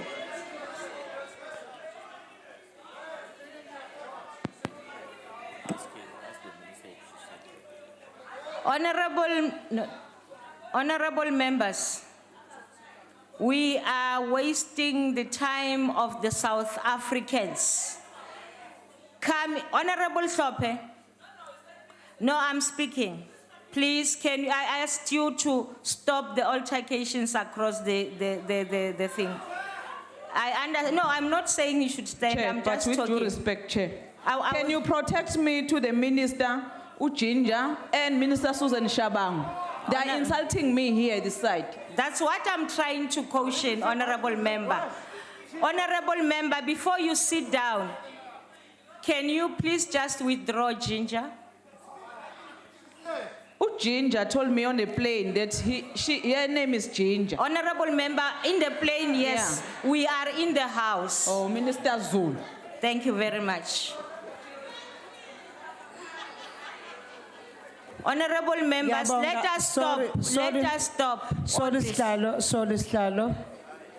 What is that, Honorable Kaula? Ngiyabonga. Ngithanda ukuthi uyahlonipha lapha. Ake sithi ke naye futhi ake xolise le gama leziwengu ngoba iwengu anazi nini ukuthi yini inhlamba la kaphethe zagila la kaphethe nduku akalwi namuntu la akaxolise leli gama leziwengu. Who said the word wengu, Honorable Kaula? Ilo minister wakho oneinwele ezibrown. Ma'am Kaula, yeah. That is just derogatory. Oh, so I ngiyaxolisa ke uminister ulindiwe Zulu. Can you withdraw the description? Ngiyaxolisa ngishilo. Thank you very much. Yeah. Honorable Minister Zulu, there is a word that Honorable Kaula says you mentioned. I can't even repeat it. Did you say that? Yes, I did, and I withdraw it. Thank you.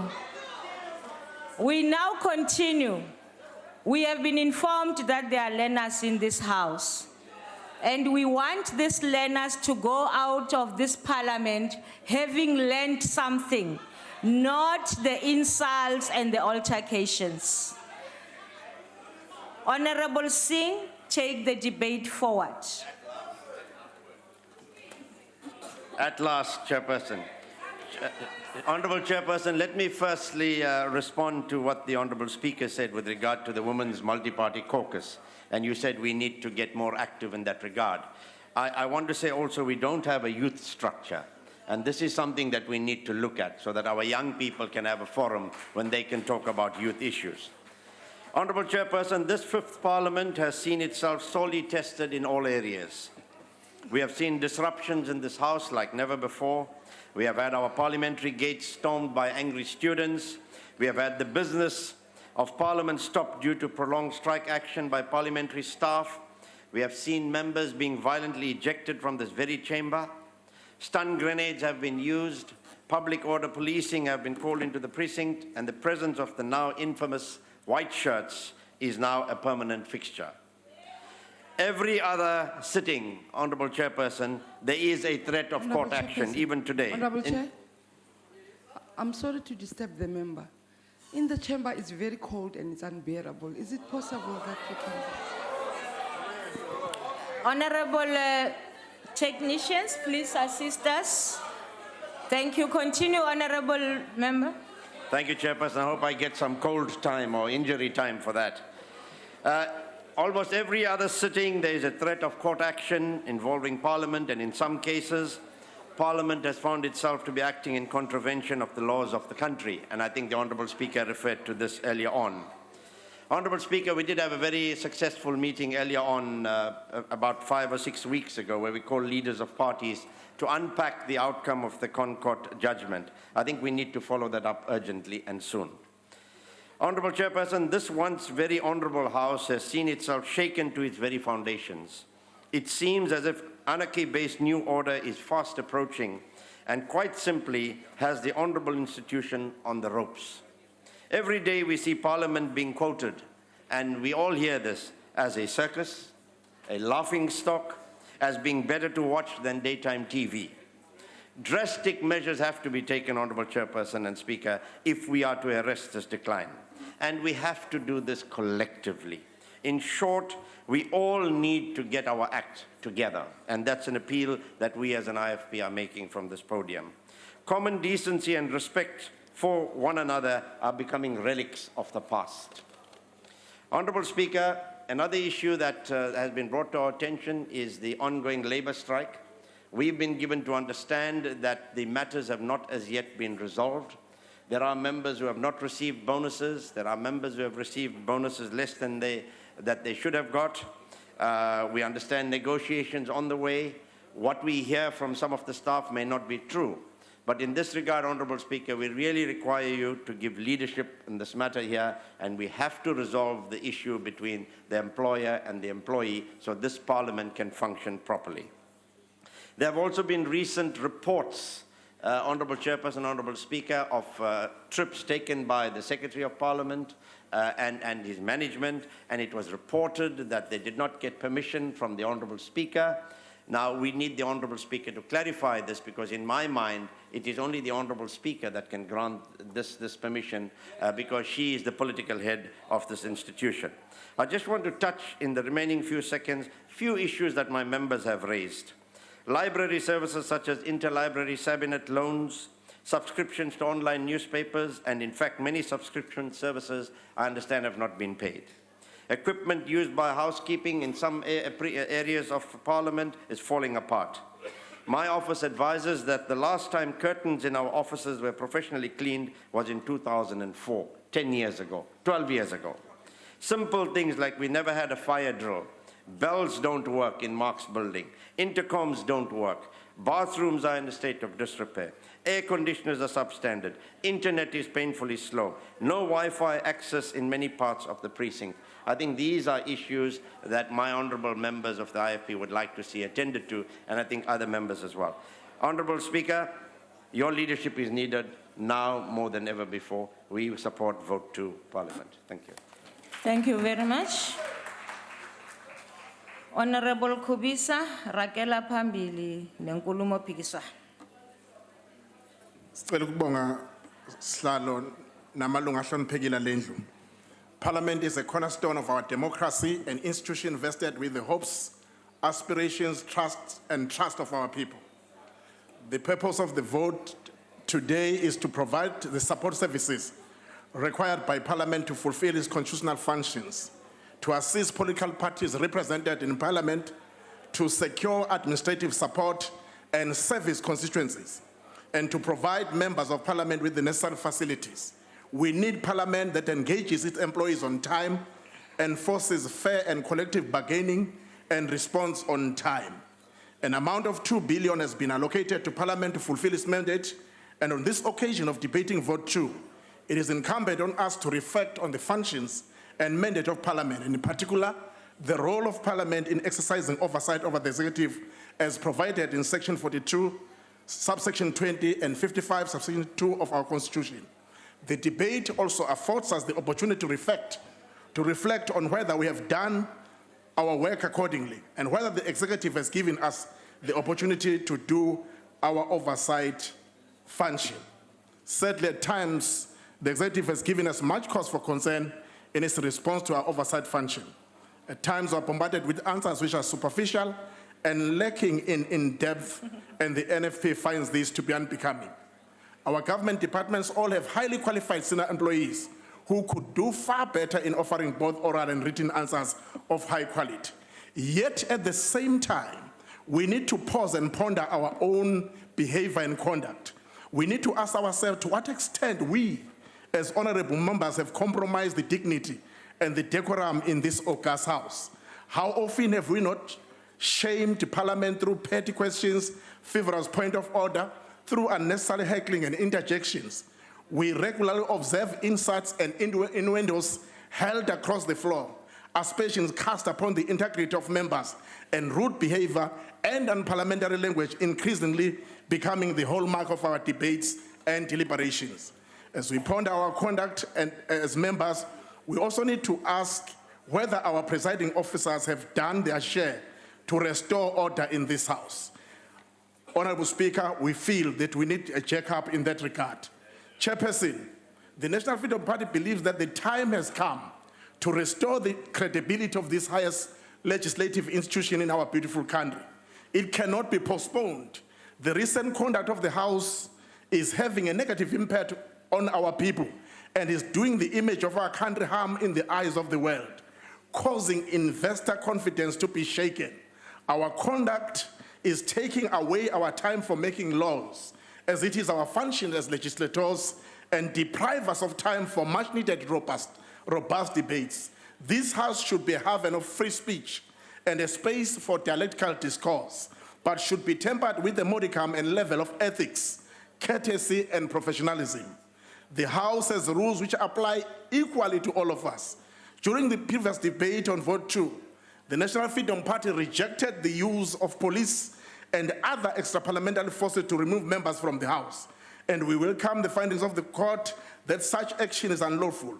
It is our belief as the National Freedom Party that if we respect the rules of the House, if we debate robustly, and if we conduct ourselves with dignity, stop calling one another names and respect the decorum of the House, then normality will be restored. We also believe that as a constitutional and multi-party democracy, Parliament cannot be effective whilst the majority party use every tactics to streamline legislation. This dangerous tactical political maneuvering has tarnished the integrity of Parliament in our highest court of law, where we were chastised for the way we treated the Nkandla matter. Thank you. The National Freedom Party will support this vote. Thank you very much. The next speaker, Honorable Frolick.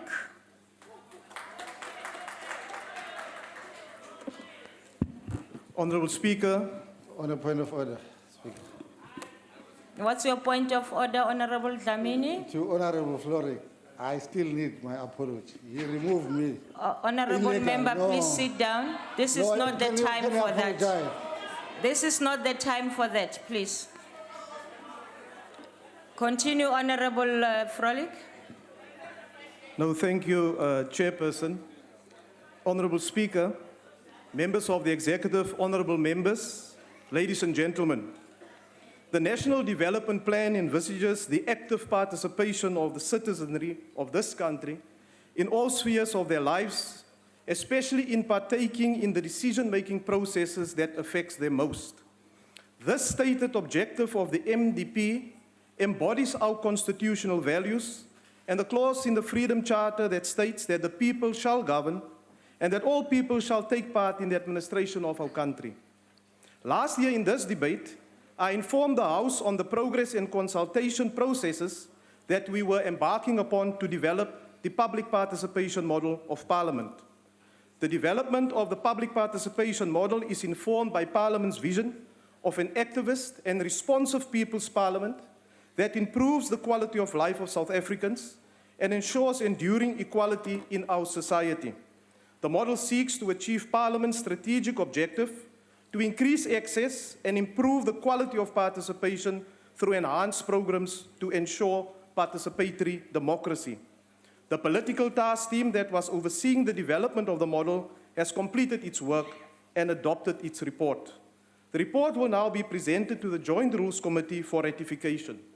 Working with committees in the NCOP, we will commence with a phased implementation of the model when we conduct financial oversight over the money bills during the BRRR process later this year. Honourable members, Chairperson, Parliaments, by virtue of its constitutional mandate and functions, are information-driven institutions, where most processes are embedded in the demand for and the use of quality information.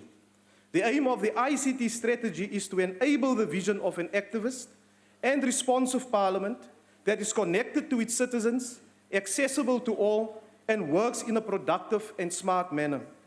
The utilization of the different ICT platforms is crucial to support the implementation of the public participation model.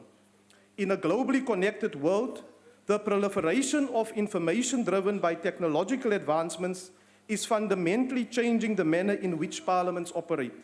More importantly, it has changed the way that parliaments communicate and connect with its citizens. The convergence of ICT presents innovative opportunities for us here in Parliament to provide secure, online, and mobile access to information through different types of networks and platforms by making use of multiple devices. Madam Speaker, our Parliament is represented on the board of the Global Centre for ICT, where we continually set the benchmark in this field. The innovations and rollout of support programs to MPs is world-class and is rated amongst the best in the IPU. To modernize parliamentary processes, we will embark, when we return in August, to the full implementation of the My Parliament application, now called Bungane. It is a member-centric model and a mobile application that is capable of presenting enriched, user-friendly, member-specific parliamentary information on mobile devices. This mobile application will ensure that members in the houses and committees are given timeous access to all relevant documents such as agendas, minutes, presentations, research papers, ATCs, and other documents. The rollout, as I indicated, will take place in August, and this will also result, honourable members, in a huge cost saving for Parliament with more than 20 million rand, where the printing budget of Parliament will be slashed as we accelerate our advance towards a paperless and more efficient Parliament. As part of the enabling public participation model, the strategy is to move the current technology platform onto a more interactive platform. This will enable more open consultation and feedback from our people, as well as enabling the public the right of petitions and grievance procedures. Honourable members, parliamentary committees are often correctly referred to as the engine rooms of Parliament. It is here where dedicated and committed MPs work tirelessly to process legislation, consider international agreements, protocols, reports, and consider appointments to different bodies. The committee system will remain a critical instrument to conduct effective oversight over the executive. It is here where MPs from different political persuasions debate issues, long hours, after hours, substantive discussions take place, and very often reach consensus on these contentious issues. It is also the place where MPs distinguish themselves in their areas of deployment and become experts in their field, and where respect from stakeholders are earned. Attendance and the participation in the work of committees is thus non-negotiable.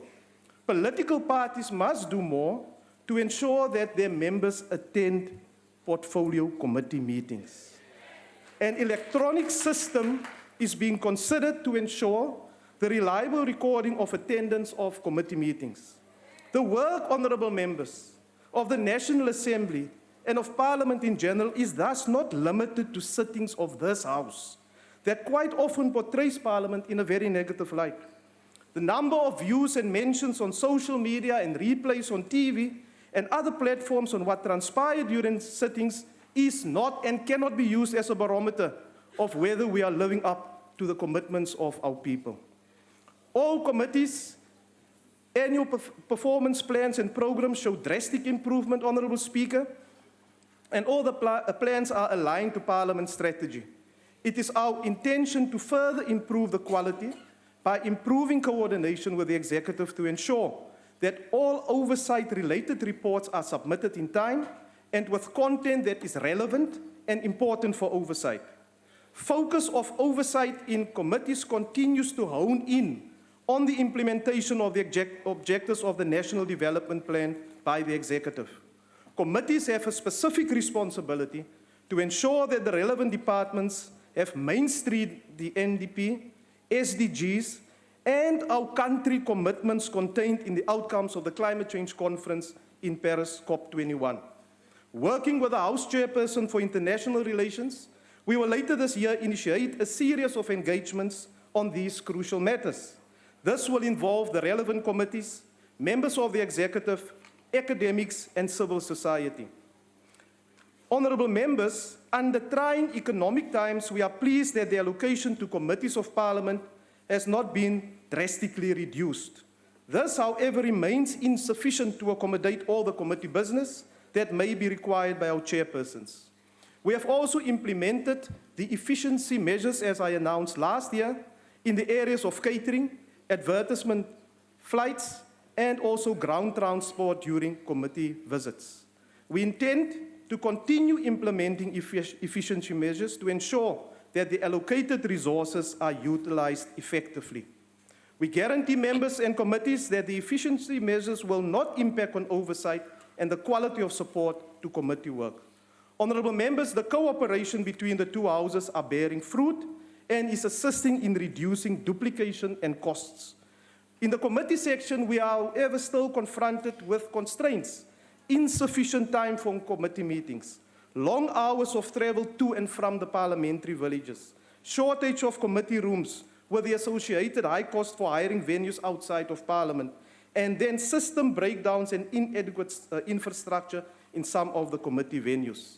The discussion, thus, Honourable Speaker, that you refer to, that must deal with the future location of Parliament needs to take place as soon as possible. Honourable Speaker, since its inception 3 years ago, the Parliamentary Budget Office has grown from strength to strength. The PBO provides outstanding support to the Finance and Appropriation Committees and other committees where required.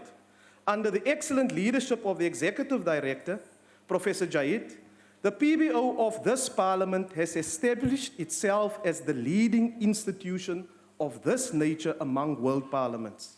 The board of the PBO is in the process of considering an exchange program for members and staff with the German Bundestag to share experiences and best practice. We believe this will further strengthen financial oversight over money bills. In conclusion, Honourable Chairperson and members, I wish to extend a word of gratitude to all the chief whips of parties that we work with, my fellow presiding officers, parliamentary staff, and the staff in my office. I'd also like to express, Honourable Speaker, my gratitude to you for the continuous support and astute leadership. You know, Speaker, the Honourable Freni Janwala was the first speaker. and you were the Deputy Speaker from 1999. You took over the reins very capably in 2004 as Speaker and continued until 2008, followed then by the Honorable Max Sisulu, the former Speaker. We are thus proud with the execution of your duties and the dignity and respect that you bring to this office. Thank you very much. Isikhulumi esilandelayo ngumhlonisha Kwankwa. Thank you very much, House Chair, honorable members. Mamu Speaker, kancede nilungisele into yabasebenzi torhwana. Mabangakhali isimbonono abantwana ingathi abana mama bangawuyeki kule parliament. This budget vote occurs against the backdrop of the Constitutional Court judgment on Kandla, which confirmed our fears that the ideal of building a democratic parliament that is the voice of the people has been overtaken by the primacy of personal survival and the excesses of personal interest. This you did by protecting a man whose behavior is the very epitome of selfishness, brazen dishonesty, and greed. It should worry you, colleagues, that you did this with an absurd air of arrogance. This judgment also confirms that we have used this important pillar of our democracy to contrarian aims, to subvert checks and balances on executive power, which is a serious dereliction of duty. In the words of Adam Smith from his book, The Theory of Moral Sentiments, our actions in this parliament have turned it into a place where the people see, and I quote, the people see the vices and the follies of the powerful much less despised than the poverty and the weakness of the poor and innocent, end quote. Amid this dispiriting situation, working together, we can find a way to get past these challenges and make Parliament work again. With all hands on deck, we can build a Parliament that is based on the promotion of values of human dignity, equality, non-racialism, non-sexism, and the supremacy of the Constitution. To achieve this, we have to try to remove the causes of mistrust and enmity between us. We also have to do away with the foolish political gallantry that erodes the credibility, the dignity, and the decorum of the House. Failure to do these things will cause our progeny to look at us with a profound sense of disappointment when they inherit this institution in future. Colleagues, if we call ourselves Democrats, we must behave like Democrats both in word and deed. We cannot be constitutionalists, for instance, when we win constitutional court cases, and immediately turn into recalcitrant crybabies when we lose impeachment attempts in this House on the basis of the very same Constitution. We may not like the outcome of the impeachment debate, but it too was an outcome of a democratic process which we must respect. So whether we like it or not, whether we choose to recognize him or not, President Zuma is still the President of South Africa on the basis of the very same Constitution. We therefore cannot call him Mr. or whatever else we want to call him because it constitutes to the degeneration of Parliament. Let me also hasten to add that it was extremely duplicitous of us to legitimize President Zuma on Wednesday last week by participating in the debate when some of us wanted airtime, only to canvass each other to delegitimize him on Thursday when there was no opportunity for airtime. It is either we recognize him or we don't recognize him. It can't be both.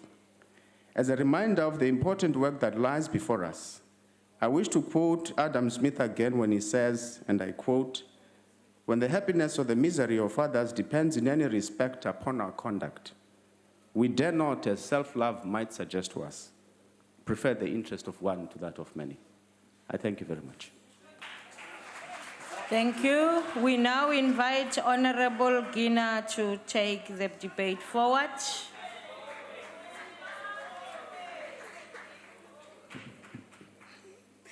Thank you very much, Chairperson, Speaker, honorable members, I greet you all. Let me open my contribution to the debate today, Honorable Chairperson, by borrowing the words from the revolutionary writer Frantz Fanon when he said, "The mobilization of the masses introduces into each person's consciousness the idea of common cause, of national destiny, and of a collective history." ANC has always believed that the people are their own liberators. That is by the way of its character. The African National Congress is people-centered and people-driven. At all times, the ANC does not seek to create a layer of elite clique that thinks on behalf of the people.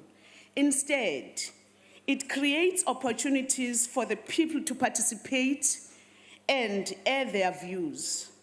The ANC representatives of the people do not apply to the leadership for the appointment as members of parliament. All ANC members of parliament are elected by members of the ANC because of the confidence they have that the elected members will represent the aspirations and the people with zeal and discipline.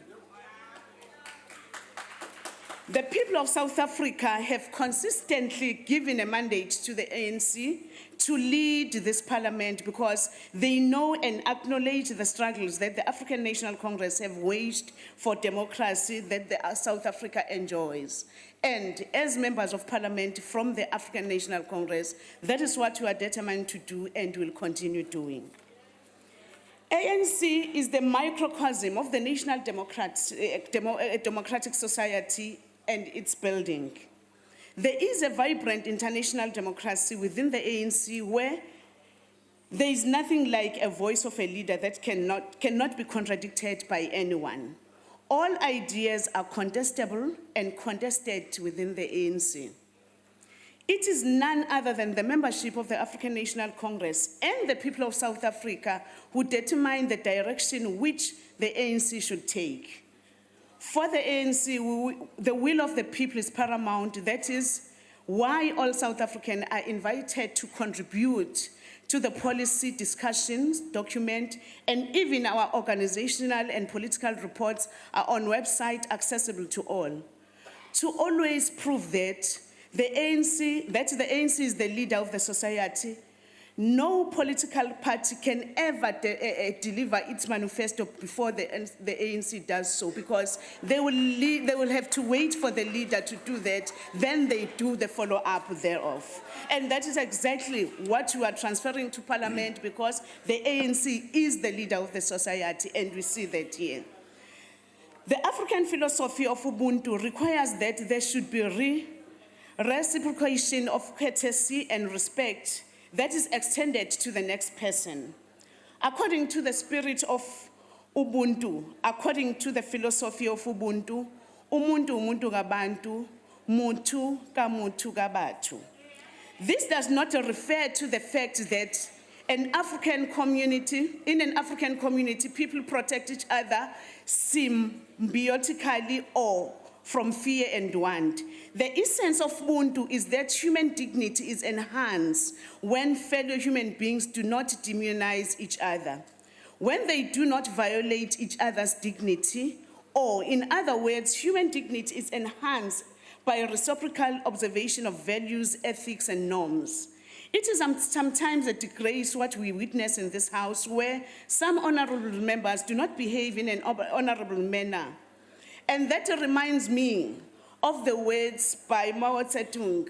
I quote, "A revolution is not a dinner party or writing an essay or painting a picture or doing embroidery."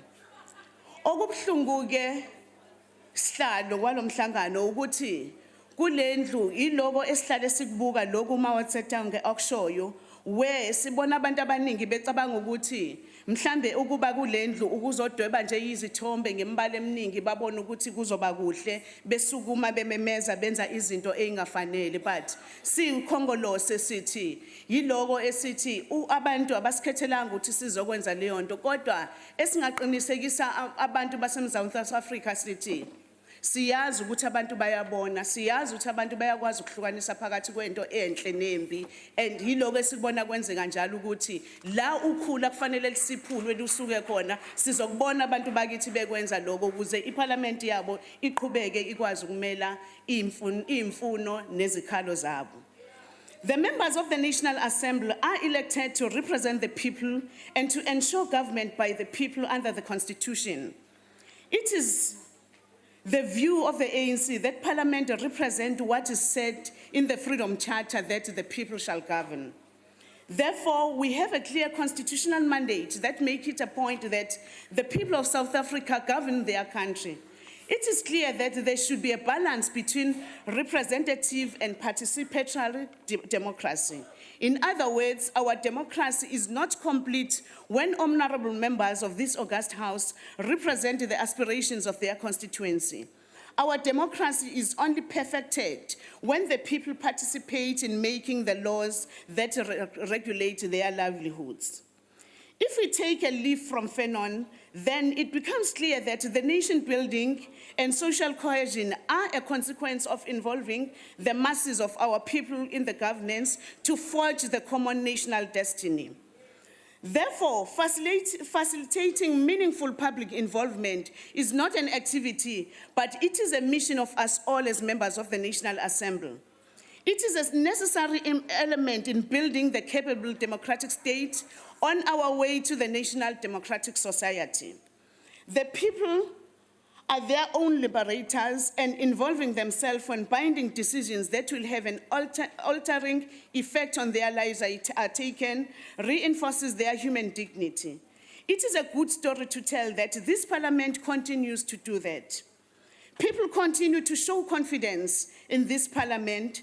We can attest to that by the number of petitions this Parliament is receiving, the level of participation when we go out for public hearings, the submissions and contributions we receive from various organizations and ordinary people of South Africa. Indeed, we represent the interest of the people as this Parliament. Government by the people can be interpreted in many ways, but we may confine ourselves to two interpretations. Government by the people means that the will of the people is expressed by the quantity of their votes should, after deliberation and engagement, prevail. Government by the people also means that the collective normative will of the people is expressed by the letter and spirit of the Constitution must prevail. It is the duty of the National Assembly, then Chair, and its committees to involve the people in the processes aimed at taking the binding decision. We are obliged by Section 59 of our Constitution to make sure that people are consulted and their views are solicited in the broad manner. It is therefore not enough to engage NGOs and other civil society advocacy groups, which often focus on particular areas of interest. The National Assembly should make reasonable attempts to meet with the communities directly and to meet with the organs of people, like school governing bodies, community policing forums, and others. And that is exactly what we are doing as people representing, as the representatives of the people in this Parliament. We should bear in mind that consulting our people is not just a positive democratic activity, but it is in fact a militant anti-dictatorship activism. The ANC developed organs of people's power as levels of alternative people's governance as mechanism not only undermining apartheid dictatorship, but to also empower the people and liberate them. Chairperson, direct consultation of our people flows from Ubuntu values and reinforces not only our collective humanity, but also our individual human dignity. Apartheid was declared a crime against humanity, not only because of its overt physical brutality, but mainly because of its representation of the will of the majority and the Africans more especially women bearing the harshest blunt of triple oppressions. That is why we are proud as members of this Parliament to say this is the Parliament that we are talking about, where a number of laws that aimed at freeing the women from all these oppressions in the country have been passed, and we are also committed to continue doing that, to make sure that all the people of South Africa enjoy the life, the freedom that they fought for. When we fail to consult our people directly regarding decisions that are bound to alter their lives, either physically or normatively, we open up old wounds. In fact, we awaken the worst in our people as we dehumanize them and treat them as perpetrators, minor as apartheid did, to a point of referring them to people working for others as boys and girls. Our people can only develop in each person's consciousness, as Fanon contest, the idea of common use of national destiny and of collective history if we ensure government by the people. In the same vein, government by the people also means subjecting our conduct and aspiration to the Constitution. We need to educate our people that when they are consulted and provided space to air their views, it does not follow that their views will necessarily carry the day. Our people should understand that government by the people also includes that no individual group of individuals can impose its will over the collective will of the people as encoded in the Constitution. And that is exactly the duty of the members of Parliament, Honourable Chair, that we need to go all out to our constituencies so that once our people understand well what democracy means and what is it that we mean by public participation, we'll see less and less of the violent acts that we see. Chairperson, the courts have declared that the obligation to facilitate meaningful public involvement requires not only the meaningful opportunity for public participation, but it should be provided that the measures should be taken to ensure that people have the ability to take advantage of the opportunities provided. In other words, it is not enough to invite people to congregate in a venue which is reasonably accessible to them. The invitation must be preceded by preparing the people to engage meaningfully.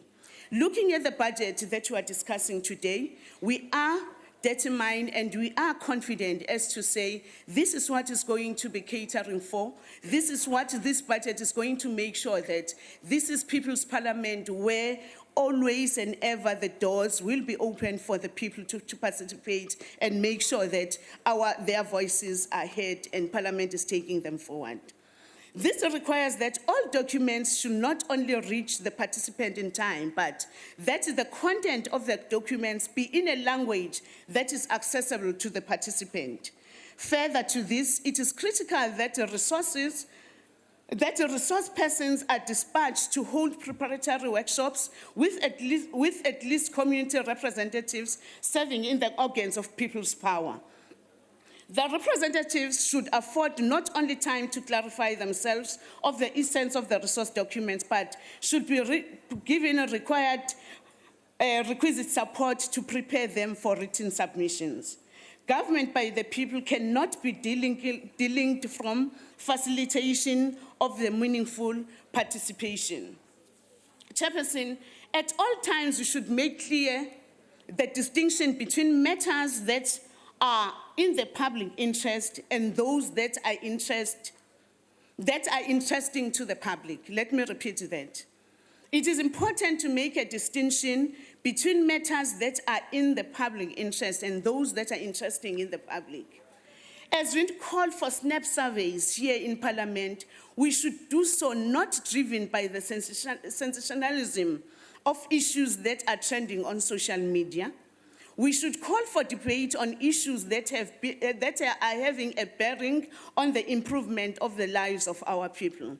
Sihlalo sekuyinto ejwayelekile ukuthi kulendlu kulesishayamthetho sibone njalo kuba nama debates ama-SNAP debates ahlale elethwa ubone ukuthi inhloso yawo ayikho nakancane ekutheni ithuthukisa kanjani impilo zomphakathi ithuthukisa kanjani impilo yabantu ezweni eSouth Africa kodwa ubone ukuthi ezinye zezihloko ezilethwa la kulesi shayamthetho ukuze kukwazi ukuthi kugcwaliseke lezi zinto ezitholakala kuma social media noma kujatshuliswe iqeqebana elithile labantu esiphila nabe South Africa. IParliament akulonake la lokho sithi njengokhongolose siyafisa ukuthi lawo maqembu analo umkhuba engathi angawayeka sisebenzise le platform ngendlela ezothuthukisa impilo zabantu bethu siqhubekela phambili. It should be borne in mind that government by the people implies that aspirations and Aspiration of the disadvantaged majority should persuade the concerns and worries of the economically dominant minority. Therefore, unemployment, poverty, and inequality being a triple challenge that afflicts our people should dominate this discourse in this national parliament. This National Assembly is the tribune of our people. Yes, this is their hope for better life. The interest of the people must therefore be paramount in this august house. In all respect, Chairperson, again, we love to raise the fact that this parliament at all times, we must always make sure that we uphold the dignity of this parliament.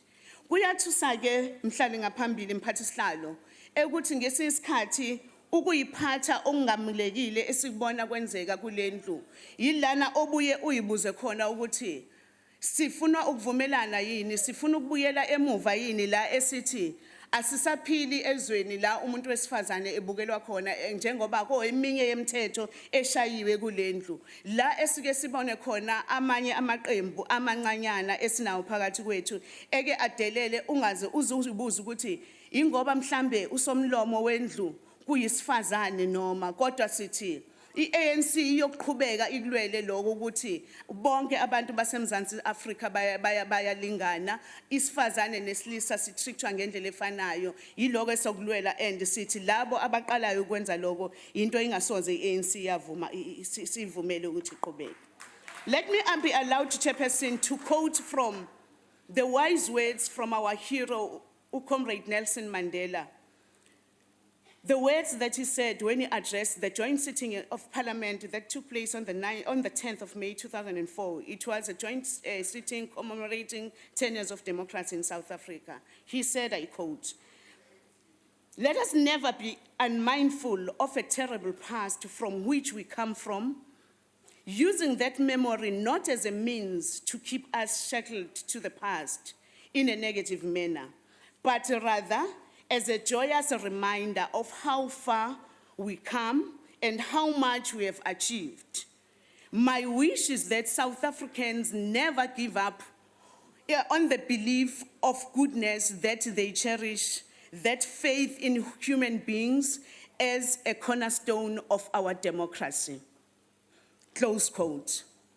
I think, Chairperson, those are the words that should live in each and every one as a member of parliament, as the representative, as to say, whenever we are here, we are not here for our own good, but we are here to make sure that we defend the gains that we have fought for, we defend the gains that we Africans have gained. We never want to be taken back to where we've been oppressed, and not in any manner where whenever we raise those things because we're still tied and binded by the shackles of the past. But we are saying we'll never forget our past. That is where we derive our energy to move forward and make sure that we'll always fight for the better and for the better life of the people of South Africa. And this parliament is here for that. Speaker, Honorable Chair, Speaker, we as the ANC, we're fully behind this budget. We fully support this budget. We are saying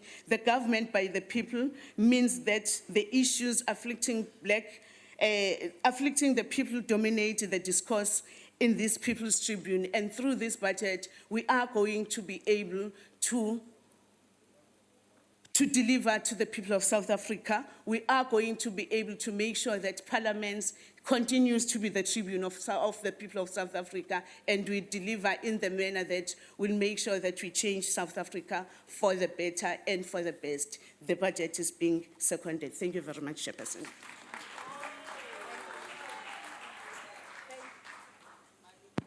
Thank you, honorable members. We shall now take a 10-minute comfort break. The bells will be rung 5 minutes before. Thank you.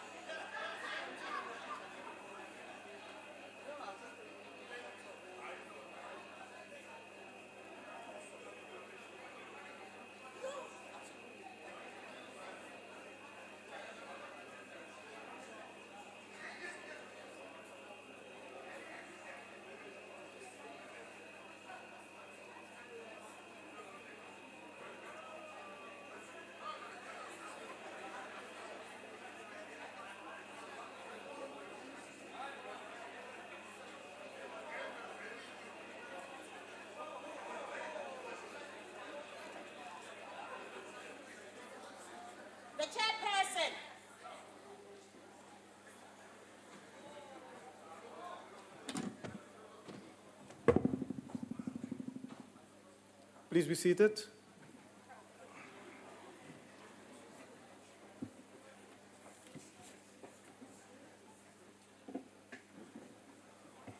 Honourable members, the next speaker is the Honourable the Deputy Speaker.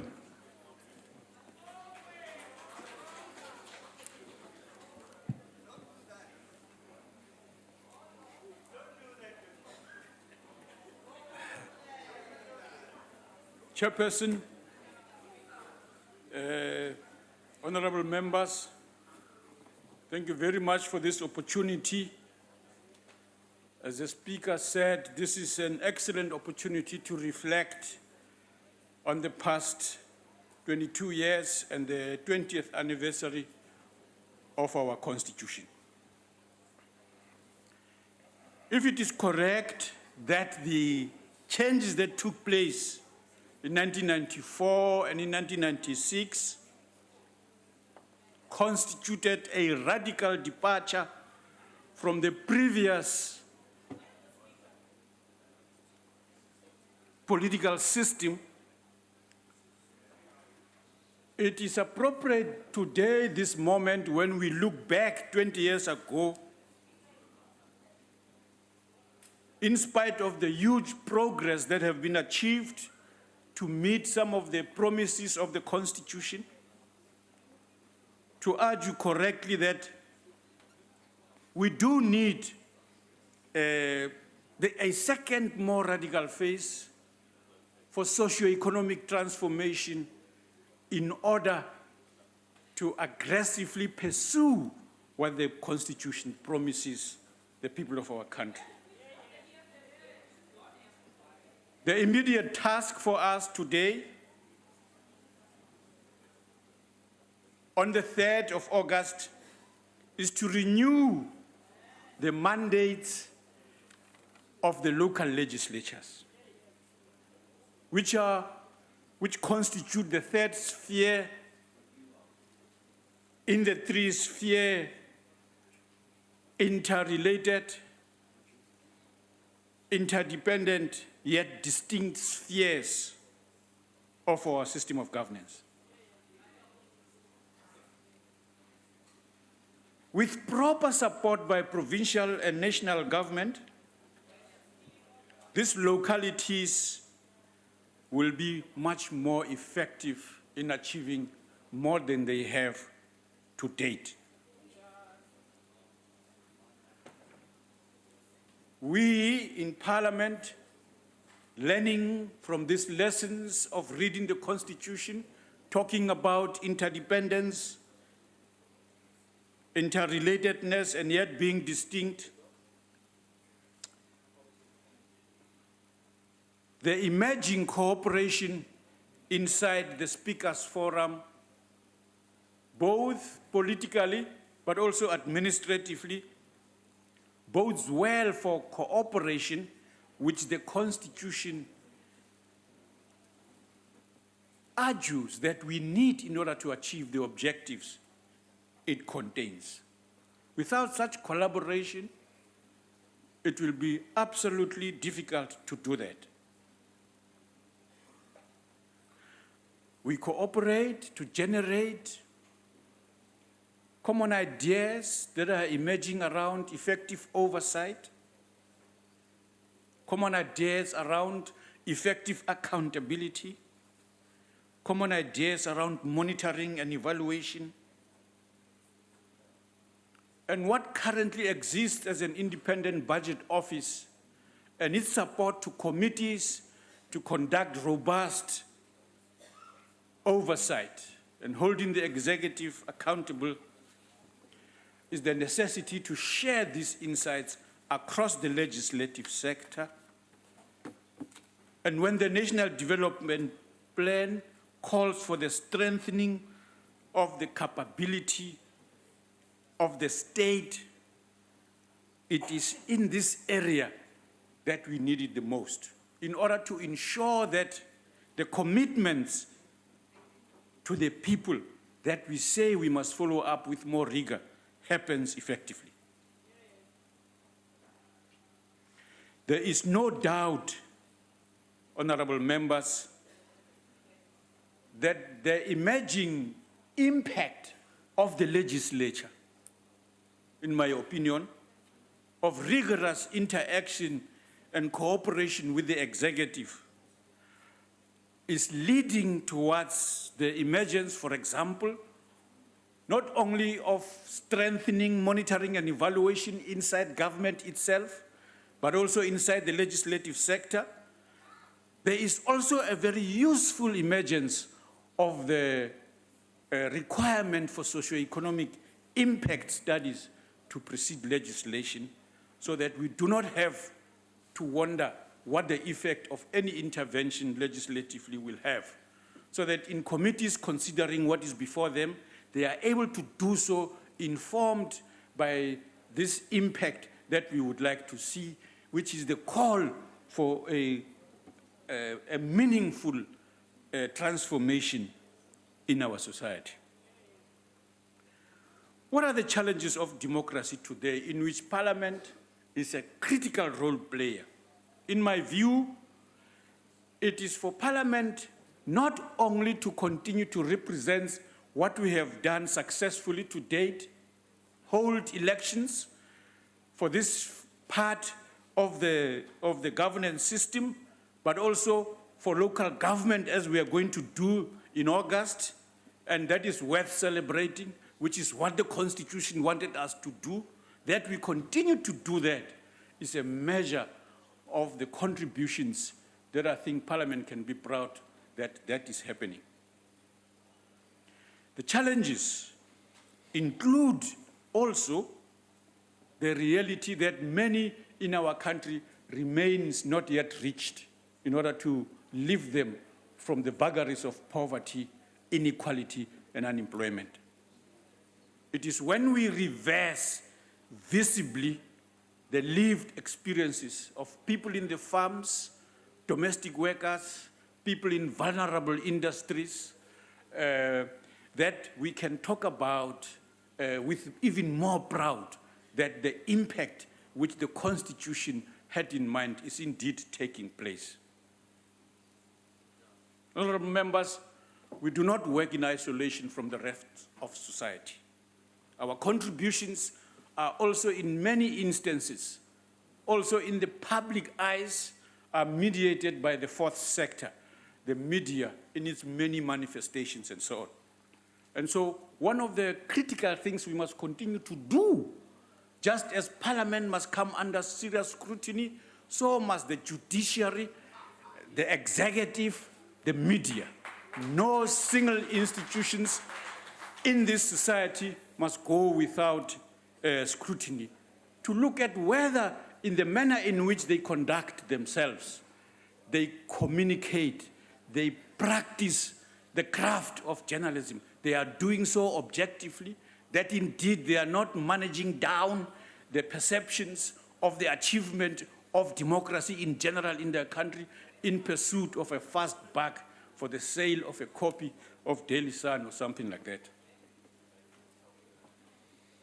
The fourth sector, it is crucial that we subject it to questions about its ability to respond to the challenges that we confront today as a democracy. We believe that the pursuit of freedom is also the pursuit of others to be informed objectively so that they can take meaningful decisions. The systems that Honorable Frolik has spoken to and the Speaker, that indeed Parliament is at the center and therefore needs to communicate effectively and efficiently, is in fact the necessity for what is happening in society as a whole. Consideration of the use of technologies must be done in a manner that does not only place us at the center of what is happening in the most advanced levels of the globe, which we are by value of our scientific institutions and technological institutions doing pretty well there. But also we must equally vigorously lift up and do away with illiteracy, including technological illiteracy, including amongst ourselves members, so that we can take more advantage of what is available by way of technology. The manner in which changes are taking place in this arena threaten to increase the inequality that we agree across the board that it is unacceptable. We mustn't allow the technological divide to be reinforced by our negligence or paying insufficient attention to those areas that affect the poorest, those who are not literate, but also those who have not had the benefit of education, which is what we have called one of our key priorities. It is when Parliament is able to drive that agenda effectively that we must transform the institutions globally that manages this, so that we are also able as a country, and the sovereignty that we value so much is not harmed by our unequal relationship with these institutions that control things. We must respond in the first place to claims of some that perhaps the manner in which Parliament does its work is not focusing sufficiently on the needs of the people. The budget votes that have been debated here, the agreement and disagreement on the contents of those budget votes are precisely what the Constitution envisaged should happen.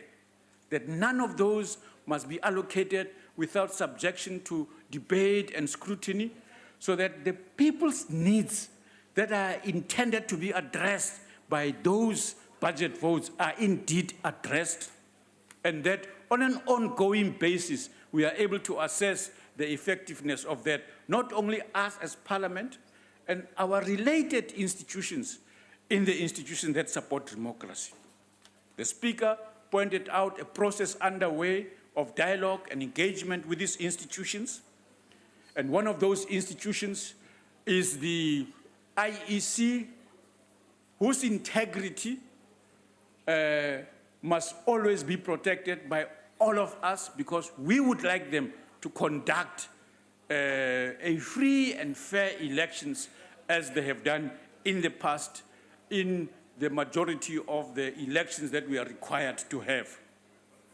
And so it is this responsibility that as Parliament, in support of these Chapter 9 institutions, that we should not allow our exaggeration and in some instances problems, genuine problems, in such a manner that we undermine the legitimacy of an election management body. If we do that, we know this is part of a strategy of others who would like to undermine the democratic foundations of the society that we have, such as in our country, in pursuit of the short-sighted interest to influence illegitimately the processes in our countries. It is our responsibility to protect them, the integrity of that institution and all the others, so that the effectiveness has no question. Chairperson, in pointing out the challenges that we face, the running of Parliament as a premier institution in our country, the third arm of the states, the management of the political relationship in Parliament is a critical one, which we must do at all times effectively, but so is the management of the staff and the management, so that the support we get is a first-class support that we get.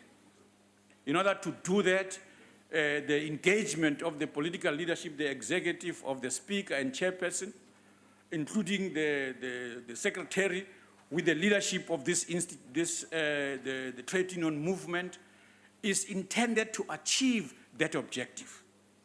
That the capacity building that we are doing for members, and we are very proud about those of you members who have graduated systematically over programs we are running with many universities in our country. The same approach to capacity building for staff is a necessary one to increase this, including general issues that are under discussion with workers and staff and management in this institution. We have confidence in our ability collectively to address those problems. It is appropriate to conclude, in a sense, that our interaction, Madam Speaker, Chairperson,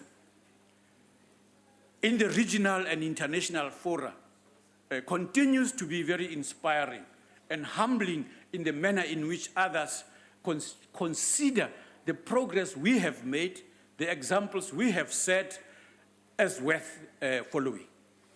And therefore, our continuing support and solidarity with those countries and people who continue to live under unacceptable political and geopolitical stress, such as in Palestine and elsewhere, it is absolutely proud that Parliament played an important role, continues to do so in other places, and partly resolve some of those, such as in Cuba. It was absolutely proud that this recognition was made public by others elsewhere, that the role that our Parliament played in those places was decisive. And I hope we can continue to do that in future. Thank you very much, Madam Chairperson. Thank you, Honourable Deputy Speaker. The next speaker is the Honourable Mulder.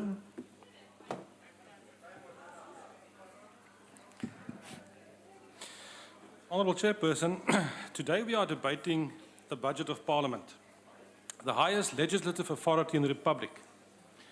Now, the Speaker is the head of the legislative branch of the state. In that respect, she's on the same level as the Deputy President and the Chief Justice. Parliament is a cornerstone of our democracy, but I'm sorry to say, as we debate today, the image of Parliament is in tatters.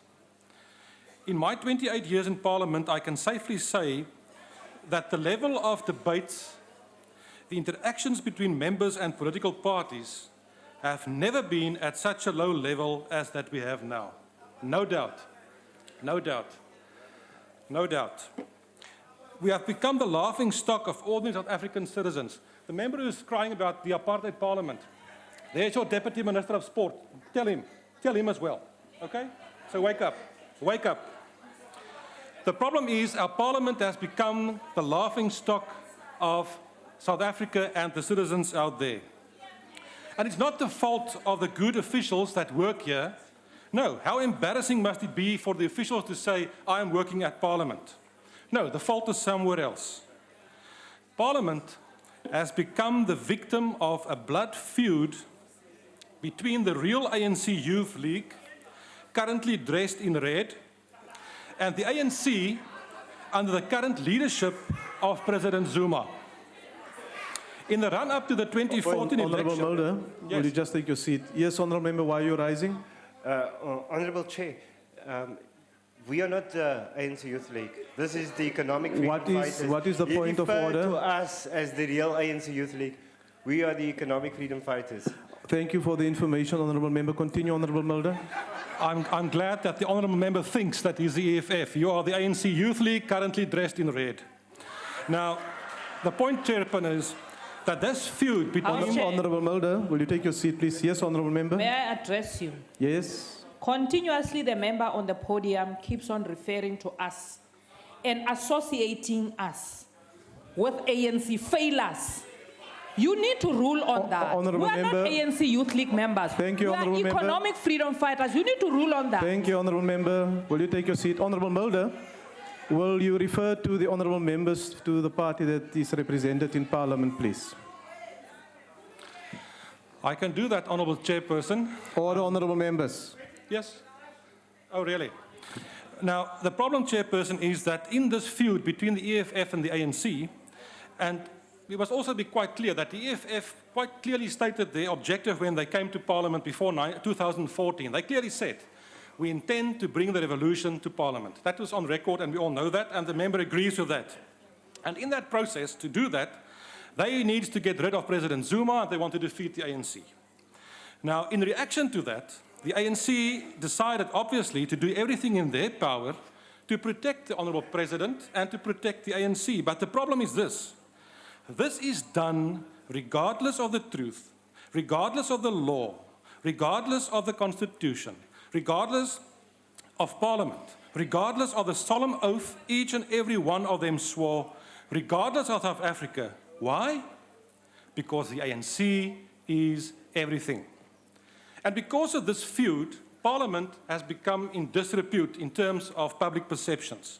This non-august chamber that voted not once but twice to exonerate President Zuma, that twice said that it was okay for him to ignore the public protector, that ignored the law and the Constitution in doing so.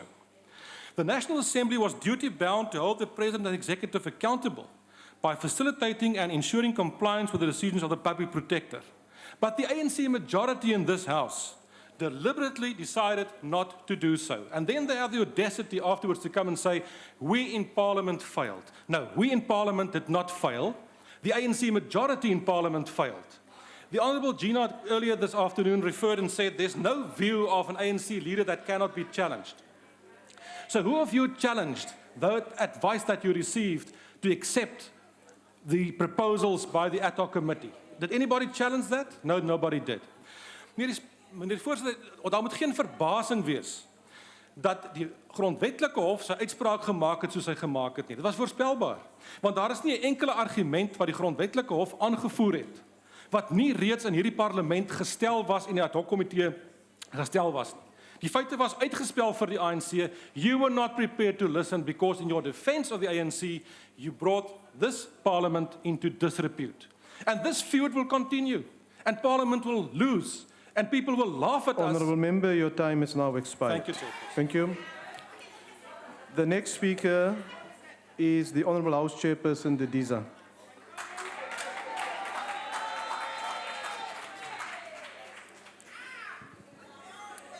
Honourable House Chairperson Frolick, Madam Speaker, members of the executive present, honourable members. Today I would like to dedicate this budget to Dr. Langalbalele Dube, the first president of the ANC, who in his wisdom realized that education was important and therefore built a school known as Uhlange Institute in order to ensure that that school produces self-reliant citizens and to provide industrial training as well as academic skills. I stand here today as one of those learners who went through that school. Together with many zebras, we have decided to contribute towards the rebuilding of that school. And I would like to thank some members who, even if they might not have gone through Ohlange, but to the neighboring schools in Guamashu, for instance, such as Monelo and others, who have continued to participate and assist us. And among those is our Madam Speaker, Baleka Mbete. We are happy because that ideal was not only for those citizens of Inanda, but it was an ideal that was shared by many South Africans who even today, I'm sure, would appreciate the role of education in our society. The transformation of our society is still in progress. It requires, therefore, that we should be better prepared to deal with the new challenges that we face in this journey. Honourable members, 22 years on, it is important to acknowledge that governance remains ever complex. President Mandela, addressing the ANC Congress in Mafeking in 1997, made this following observation, I quote, "Our experience of democracy over the last 3 years also points to the fact that we still have to address adequately a number of the problems that are relevant to the very character of this democracy. One of these is the practice of the concept expressed in the Freedom Charter in the words, the people shall govern, and more recently in the concept of a people-driven process of change, close quote. It can be argued that President Mandela's observation then on the complexity of governance remains relevant to this day. On one hand, as representatives of the people, we are here true to what those many South Africans who love democracy proclaimed in Kliptown in 1955, that the people shall govern. However, in an ongoing work, we have to make sure that people participate in this assembly by participating in our committees, sending also their input so that indeed it becomes a participatory democracy that we had envisaged. Some of these complexities is about building a nation after so many years of entrenched division perpetuated by the system of apartheid. This can be seen in our public discourses that frown upon measures that seek to transform our society. One of them, if I may quote, is the letter to the editor of the Daily Maverick by Dr. Hughes from UCT, which illustrates some of the challenges that this society faced. He had this to say in response to the struggles of the students, those who were known as the Rhodes Must Fall. Dr. Hughes says the following, I quote, "Many people are bemused by what is happening to the pictures at UCT. It would be bad enough if they were being taken down to protect them from the students. But the truth of the matter, as it emerges from two ground-up reports, seems to be more bizarre, that this move is being undertaken to protect the student from the pictures." He goes further to say in the article, "If we adopt the offensive principle, turning higher education into lower education is a really bad idea." And I'm sure a number of us would agree with. And all this is being done in the name of inclusion. How can that be? The rhetoric about inclusion is deeply confused. That will ensure that some people will remain in prejudice and ignorance forever. This letter reflects, in my view, the deep fault lines that still remain in our society, which we as this legislature need to address. It tells the story of the impact that the previous system had on our society. Ironically, it is the very UCT in 1968 that refused to appoint Professor Archibald Achimafeje, a former student of UCT, to become one of the lecturers in that university. How can today, when we have to talk about inclusion, we then say it is lowering the standards? If there are challenges in our education system, in particular higher education, is it not our responsibility collectively to see what we can do to improve it rather than casting aspersions and only pointing fingers? As Parliament, I will submit, Honourable Speaker, that we need to engage as this Parliament on what we need to do to build our nation. It's only 22 years. But in order to do so, we also need an effective Parliament. Ageman Dua, in his report following the assessment of the capacity of Tanzanian Parliament, had this to say: capable, I quote, "Capable legislatures are crucial in creating an enabling environment for democratic growth and good governance in emerging African democracy. The legislature is the principal form for communicating people's needs and the efficacy of the institutions to check executive power through oversight, ensure transparency and accountability in economic management, formulate coherent laws that uphold human rights, makes it a valuable instrument of promoting democracy and the rule of law." Close quote. Madam Speaker, I'm proud to say, to fulfill this observation as pronounced by Ageman Dua, South African Parliament developed a learning and development policy that is accompanied with resources for capacity building. In 2011, a legislative sector program was developed together with Palama to respond to the needs of the legislature. I'm happy to report that 102 members of Parliament enrolled at Wits University last year. 67 MPs for the Graduate Certificate in Governance and Public Leadership, 20 MPs for Postgraduate Diploma in Governance and Public Leadership, 18 of whom who have completed. 15 MPs enrolled for the Masters in Governance and Public Leadership, 14 MPs and MPLs enrolled in the Advanced Short Learning Programs in Research Methodology, Strategic Diplomacy, Transitional Justice and Industrial Policy, who have graduated in April at the University of Johannesburg. But also, as part of building our capacity as this legislature, we have supported committees with specific training programs, such as the Committee on Telecommunications, as well as the Communications and the Human Settlement a program which we are doing with the Nelson Mandela Metropolitan University. Honorable members, it is important that we invest in building our human resource capacity at this Parliament in order to meet the challenges of today. I would also hasten to say, if we are to be an effective Parliament, we need an infrastructure that is capable to support members. As House Chairperson responsible for members' interest, we have done what is possible within the quarterly consultative forum, albeit some challenges that remain. I support you, Madam Speaker, that we need to operationalize the Financial Management Act that was adopted in this Parliament and amended in 2014. This will ensure that Parliament becomes responsible for its resources, also its assets and property. How can it be that just 30 minutes before we come to this house today, the lifts are not working? And we must ask somebody who will ask somebody to make sure that the lifts work. We can't hold the Speaker responsible because he doesn't hold that responsibility as we speak. I'm sure all of us will agree that even if we don't do everything possible now, we must gradually take some of the functions from the Department of Public Works.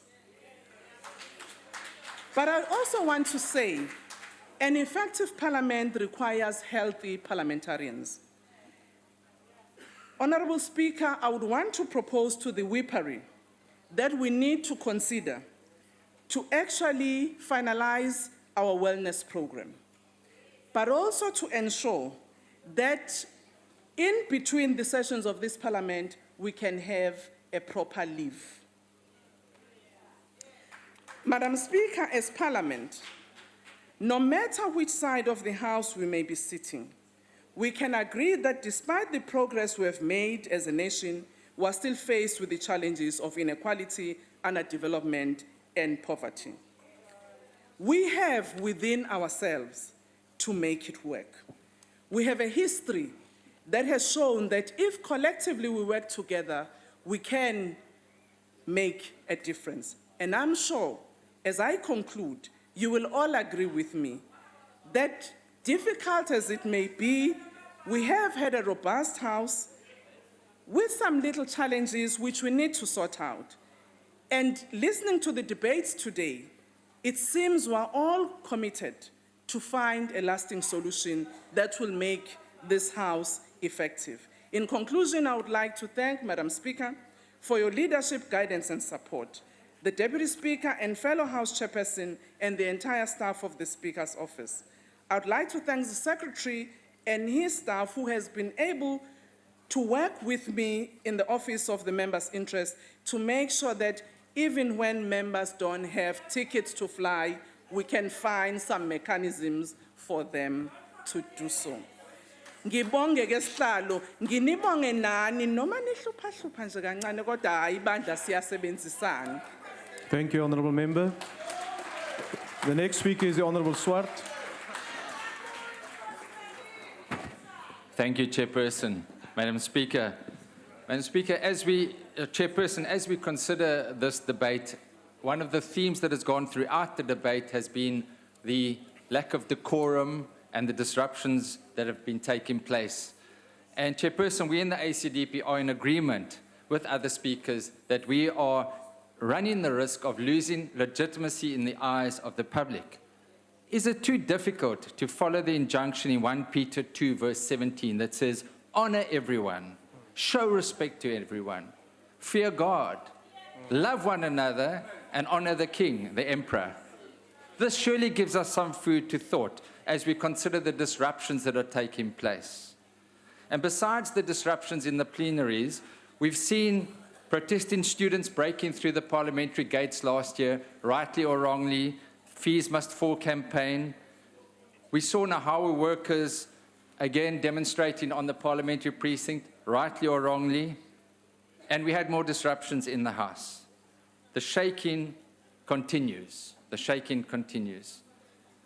These have clearly damaged the reputation of Parliament, and in my 17 years it has been very difficult. But surely we can reach across party lines and find a way to deal with these issues in an amicable manner by honoring, respecting, and showing dignity for one another. And I want to agree with the Honourable House Chair that the committees are the engine room of Parliament, and that what public sees is these disruptions, but there is so much good work that is taking place. There's so much good camaraderie in the committees. And surely the public should see more of that as well, and not only the scandalous events here in Parliament. Now, regrettably, one of the lowest points of Parliament, as we all know, was the Constitutional Court's recent judgment, where Chief Justice Mogoeng found, to quote, that the National Assembly acted unlawfully and inconsistent with the Constitution. Now, whilst we've had legislation struck down before for being unconstitutional, never before has the Constitutional Court found that Parliament has acted unlawfully in breach of its constitutional duties of oversight. And this, of course, follows the Nkandla issues, which we are very aware of. Now, we in the ACDP pleaded with Parliament not to accept the Police Minister's report. We participated in 2 ad hoc committees. We said, remember what I said at the end of last year. I said, the truth will set you free. Say no to the police report. And I also said, if you accept this police report, don't let us have the situation where the courts will instruct Parliament what to do. It was exactly what has happened. It was straightforward legal advice that we offered, but that was not accepted. So regrettably, we now sit in a situation where the Constitutional Court has found Parliament to have acted unlawfully. And Madam Speaker, I'm grateful that you are taking steps to address that issue and that we can find out a way that this never happens again. Because clearly, many ANC members were left with egg on your face when the Honourable President conceded the point before the court heard the matter. The point was conceded, and that was the advice we gave you from the word go in the committees. So had we have listened to one another, and I'd urge you, there's a wonderful article that was written, A Ray of Hope from Parliament, how the opposition persuaded the majority party with good arguments about the Protection of State Information Bill. So there's always room for engagement and Honourable listening Member, to one your another. time is now expired. Thank you, Chairperson. Thank you. The next speaker is the Honourable House Chairperson Boroto.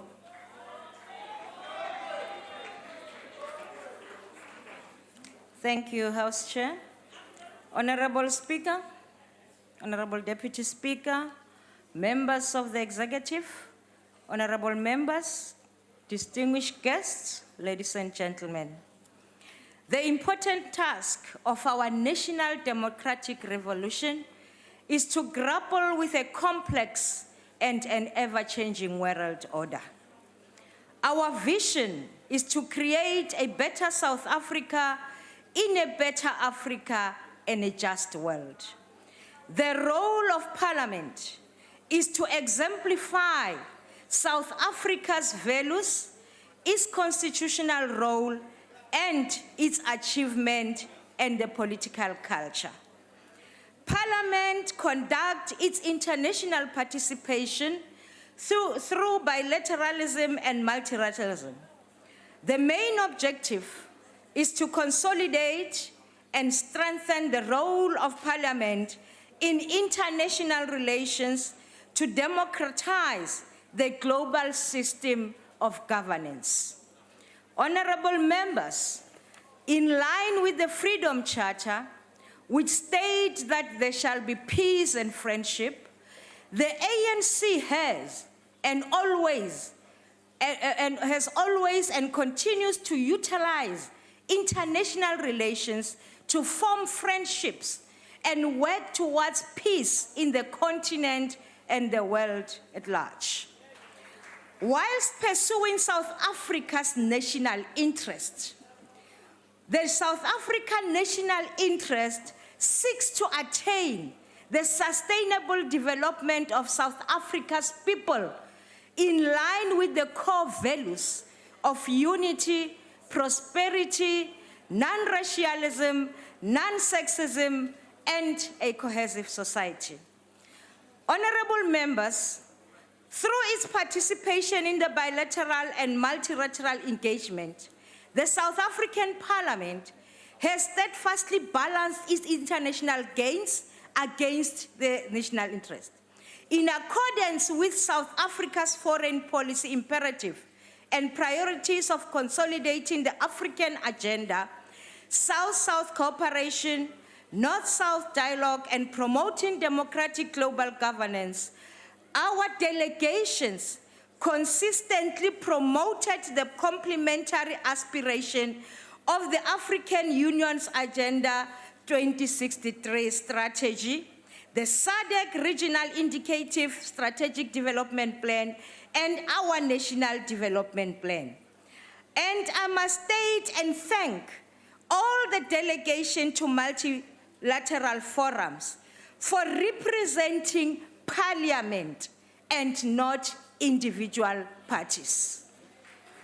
Honorable members, parliamentary engagement in bilateral relations are premised on the need to strengthen bilateral relations for strategic reasons and to initiate contact with other parliaments with the purpose to reinforce democratic values and ideals, promote and protect human rights, promote gender justice, and to uphold the international law.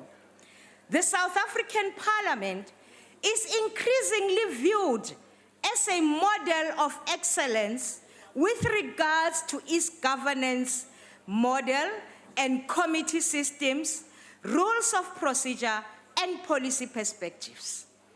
All of these aspects are the center of bilateral exchanges when meeting with other parliaments. The presiding officers of this parliament have been inundated with a number of various requests from various countries that have identified the South African Parliament as a strategic partner. These efforts have had a significant impact. But I am certain that even more can be achieved because we are open to working with other parliaments to learn what we can and share our experiences. Today, honorable members, you heard there was a delegation from Malawi. Their main interest was mainly on the gender matters. The world is asking, how do we manage to balance the gender? And I must say, it is thank you to the ANC because of their 50-50 policy in all the structures of government. And we wish that all other parties can follow suit and ensure that there is a good representation of gender in all their structures and here in Parliament. We should strive to have equal representation of women, even in our own delegation, as our own international delegation.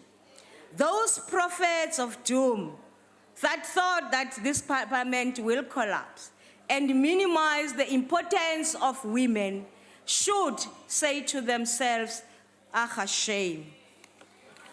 Honorable Singh, you talked about us making sure that we have the youth having their own forum. And I must say that in this year's Interparliamentary Union, the theme was that. And as South Africa, we have supported that because we know that the ruling party has always said that the youth and the women must form part of this parliament.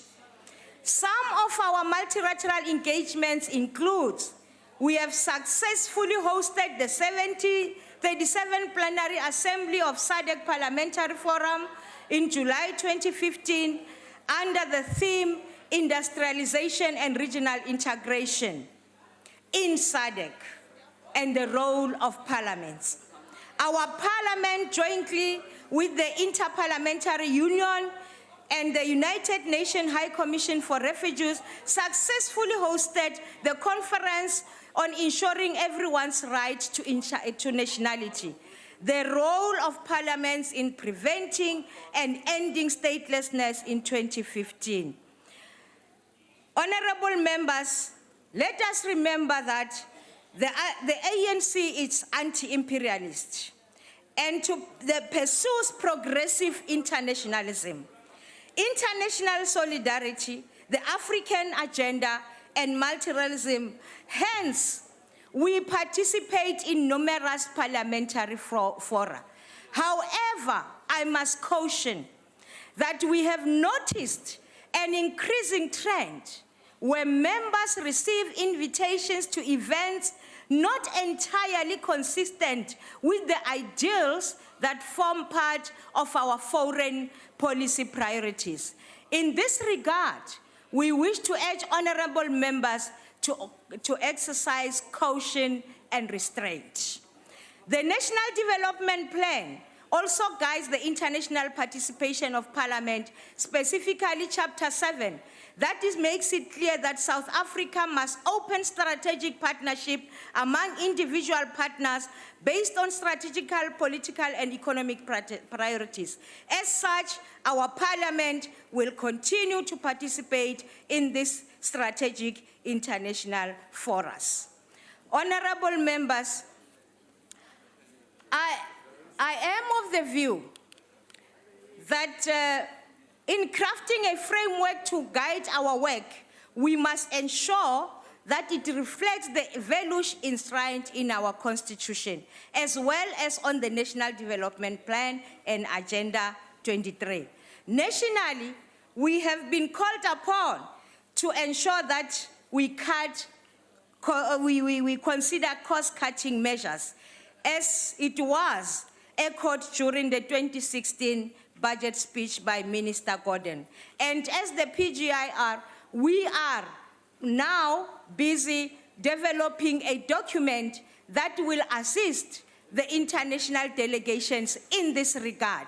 And we also have to consider maybe a rotation on the smaller parties so that everybody in this parliament gets an opportunity to participate. As I conclude, I want to thank the International Relations and Protocol Division, which is a component of the Parliamentary Service, for their support in all our work. Our international relation is work underpinned by commitment and development. I also want to thank the Speaker of the House, for giving us power and for making sure that we soldier on. Lastly, again, I just want to thank members of the PGIR for their support and the advice that they always give us. Not forgetting the women in my office, Jill and Eunice, bao ba dirang gore ke phele ke khanya jwale ka naledi. Ke a le leboga. Thank you, Honorable House Chairperson. Honorable Waters.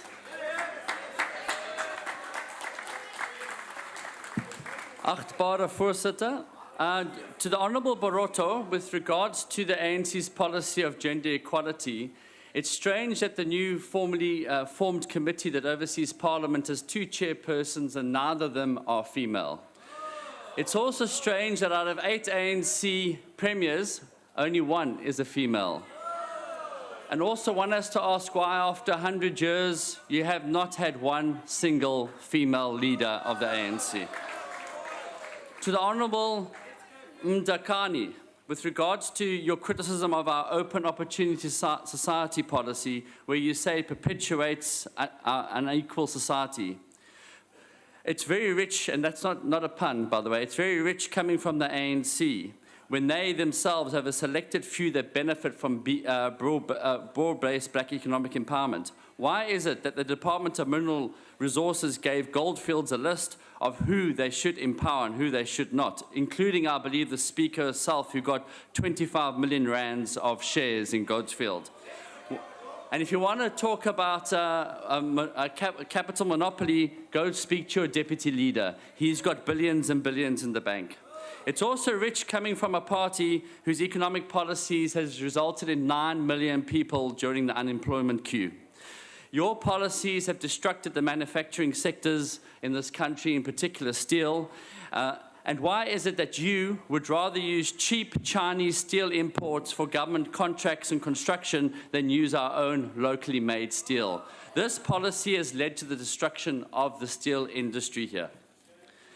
Chairperson, when Mr. Khaleb Kachalia announced that he was the mayoral candidate for the Kululeni Metro, he said something profound, and I quote, "I did not leave the ANC left me," close quote. And what has brought this home more than anything else has been the conduct of many of the ANC MPs during this budget process. The ANC shows its true colours when it is backed into a corner through facts that highlight their dismal service delivery failures, often resorting to vile race-based attacks. All South Africans should be repulsed when the ANC call people sellouts simply because they are black and choose to join a party other than the ANC. We should be repulsed when the ANC resort to racial profiling and call MPs Guptas just because they are of Indian descent. We should be repulsed when the ANC label all people with certain skin colors as racist.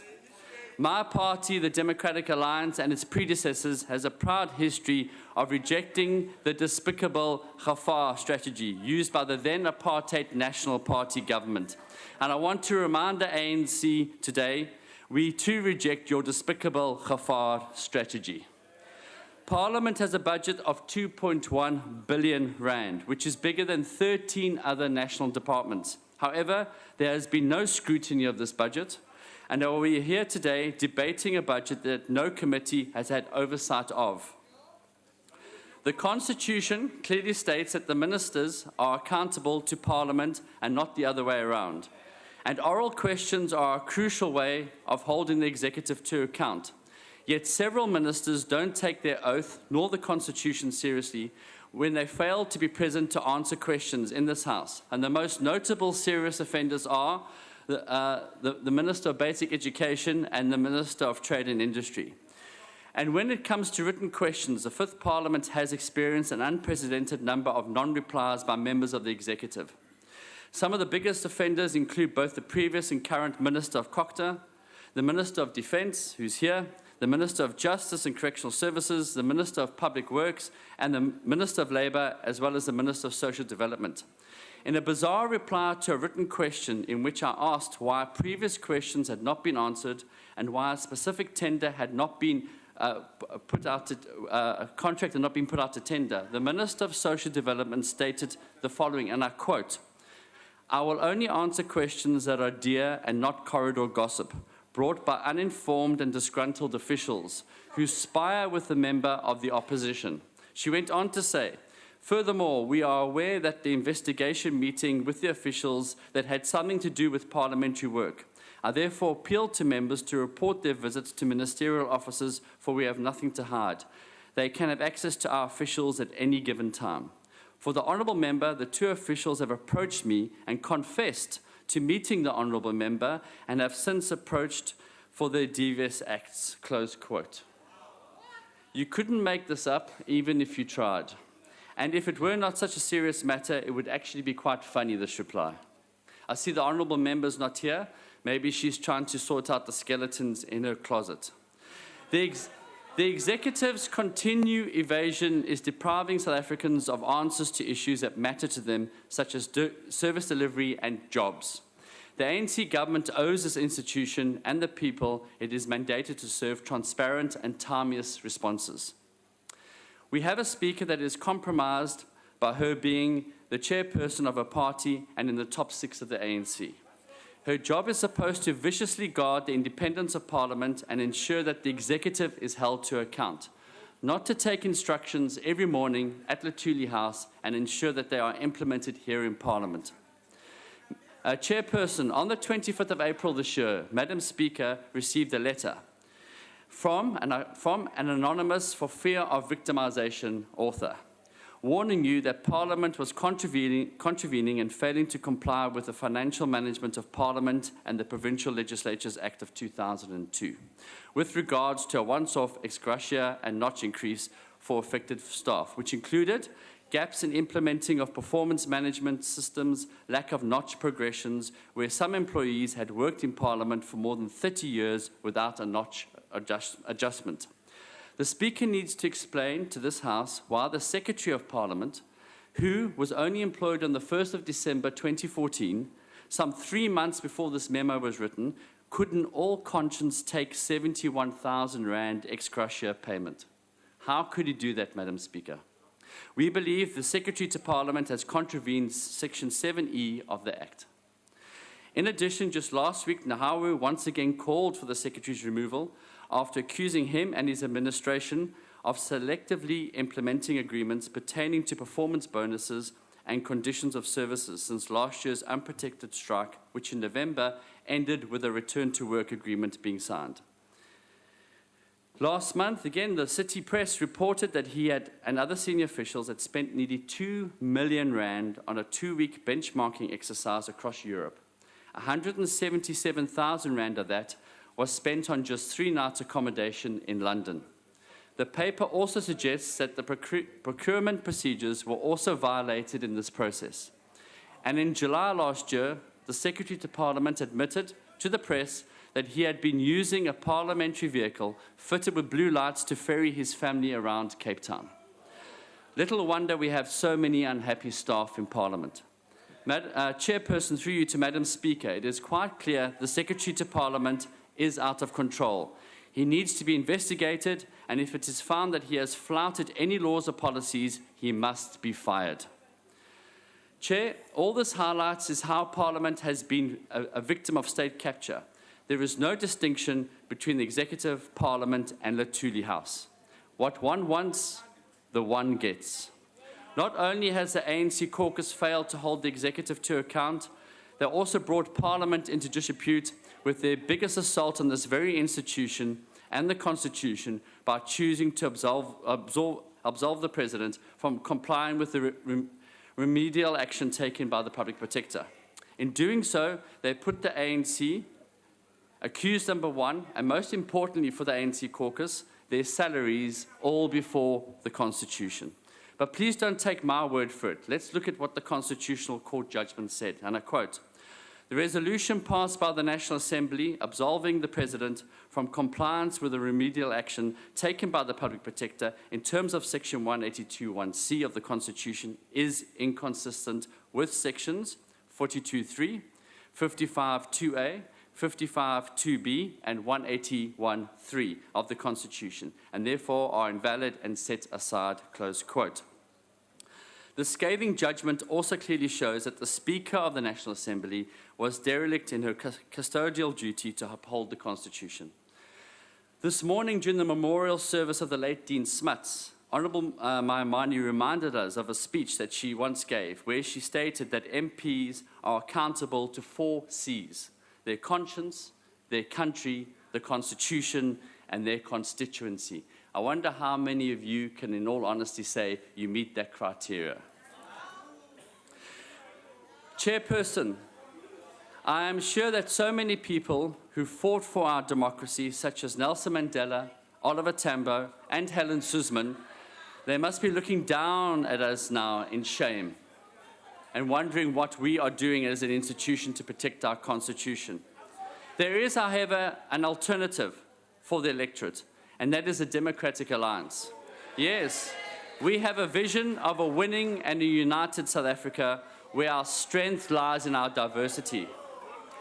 We are a great rainbow nation because of our diversity.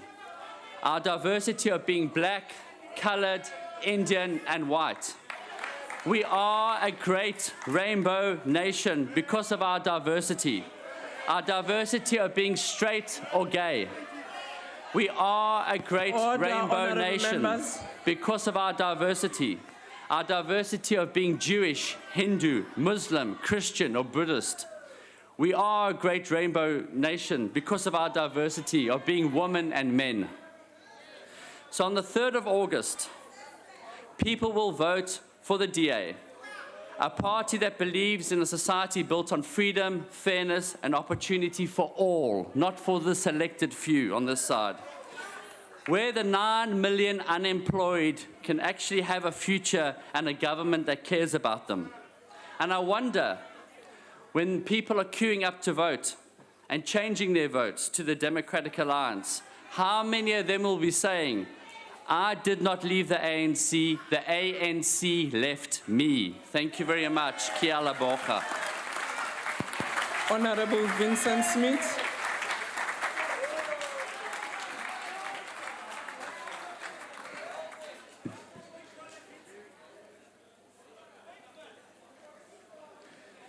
Chairperson, we rise to declare the ANC's support for budget vote number 2. For more than 3 centuries, the oppressed people of this country fought for the establishment of a genuine people's tribunal. They embarked on a struggle to ensure their voices be heard and acted upon by elected representatives of their choice. In Kliptown 61 years ago, the Freedom Charter was adopted. When the Freedom Charter was adopted, these demands were clearly spelled out and documented. The very first pillar of this document insisted that nobody be discriminated against based on race, gender, the color of his or her skin. They also declared that all the people be entitled to take part in the administration of the country. They call for all bodies of minority rule, advisory boards, councils and authorities to be replaced by democratic organs of self-government. And very importantly, they demanded that every man and woman shall have the right to vote and stand as a candidate for all bodies which make laws. Chairperson, Section 55 to 59 of the South African Constitution, informed directly by the demands and aspirations of our forebears, enshrine these very values as an integral part of the supreme law of the land. The Constitution outlines the powers of the National Assembly, evidence or information before Parliament, internal arrangements, proceedings and procedures of Parliament, privileges of members and access to the National Assembly. These 2 seminal documents must act as a guide for all of us, regardless of our political persuasion, in directing our actions as members of Parliament. Deputy Speaker, there is a general acceptance that much has been done since the African National Congress took office. But we all agree that much more work remains to be done in order to fulfill our historic mission of the creation of a democratic, non-racial, non-sexist, united and prosperous nation. Chairperson and members, it is upon our shoulders that a huge responsibility rests if South Africa and her people are to progressively improve their fortunes in qualitative terms. In the pursuit towards attaining this ideal nation, Parliament must ensure that the end product of our efforts must be that of building a capable developmental state where every cent of public money realizes maximum value. Through our work of interrogating departmental strategic and performance plans, this institution continues to contribute directly towards fundamentally transforming our country and creating a better life for all. Chairperson, whilst we acknowledge these achievements, Parliament must, through rigorous oversight of government, continue to ensure that no child has to study under a tree or in a mud classroom. We must also ensure that more South Africans have decent jobs, have decent houses, and live closer to the places of their employment. Parliament's contribution towards improving the economic conditions of the people, must ensure that through effective oversight, government policies must address the stubborn curse of an unequal society wherein the majority of black South Africans continue to live in abject poverty, whilst our white counterparts continue to benefit from ill-gotten privileges inherited from our apartheid past. After 22 years of democracy, Parliament dare not fail our people. Chairperson, the Minister of Finance during his budget speech reminded all of us of these responsibilities when he said, and I quote, "We want our government to function effectively, our people to work in dignity with resources for their families, decent homes, and opportunities for their children. Parliamentary oversight over the executive and the administration cannot be reduced to a desktop exercise. I will return later with regard to steps that could be considered in addressing the balance between desktop or committee room oversight versus constituency-based oversight." Speaker, Chairperson, it is our contention that over and above debating and considering whether the current budget proposals will address the immediate needs, we must simultaneously start the discussion on what needs to be done in the longer term to improve parliamentary oversight and accountability over the executive and government departments, to improve public participation, and to improve public representatives' responsiveness to the needs of the citizenry. In agreement with you, Speaker, let us remind one another that in 1910, the Union of South Africa was established by an illegitimate government by unifying the Cape Colony, the Natal Colony, the Transvaal Colony, and the Orange River Colony, and with this, the establishment of Parliament here in Cape Town.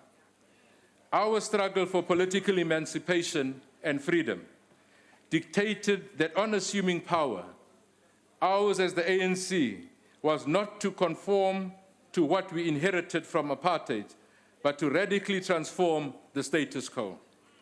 Chairperson, the seat of the Apex Court was moved from Bloemfontein without any fuss.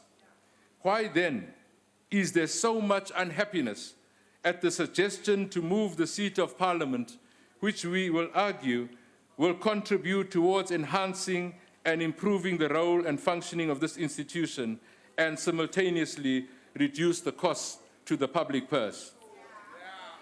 The current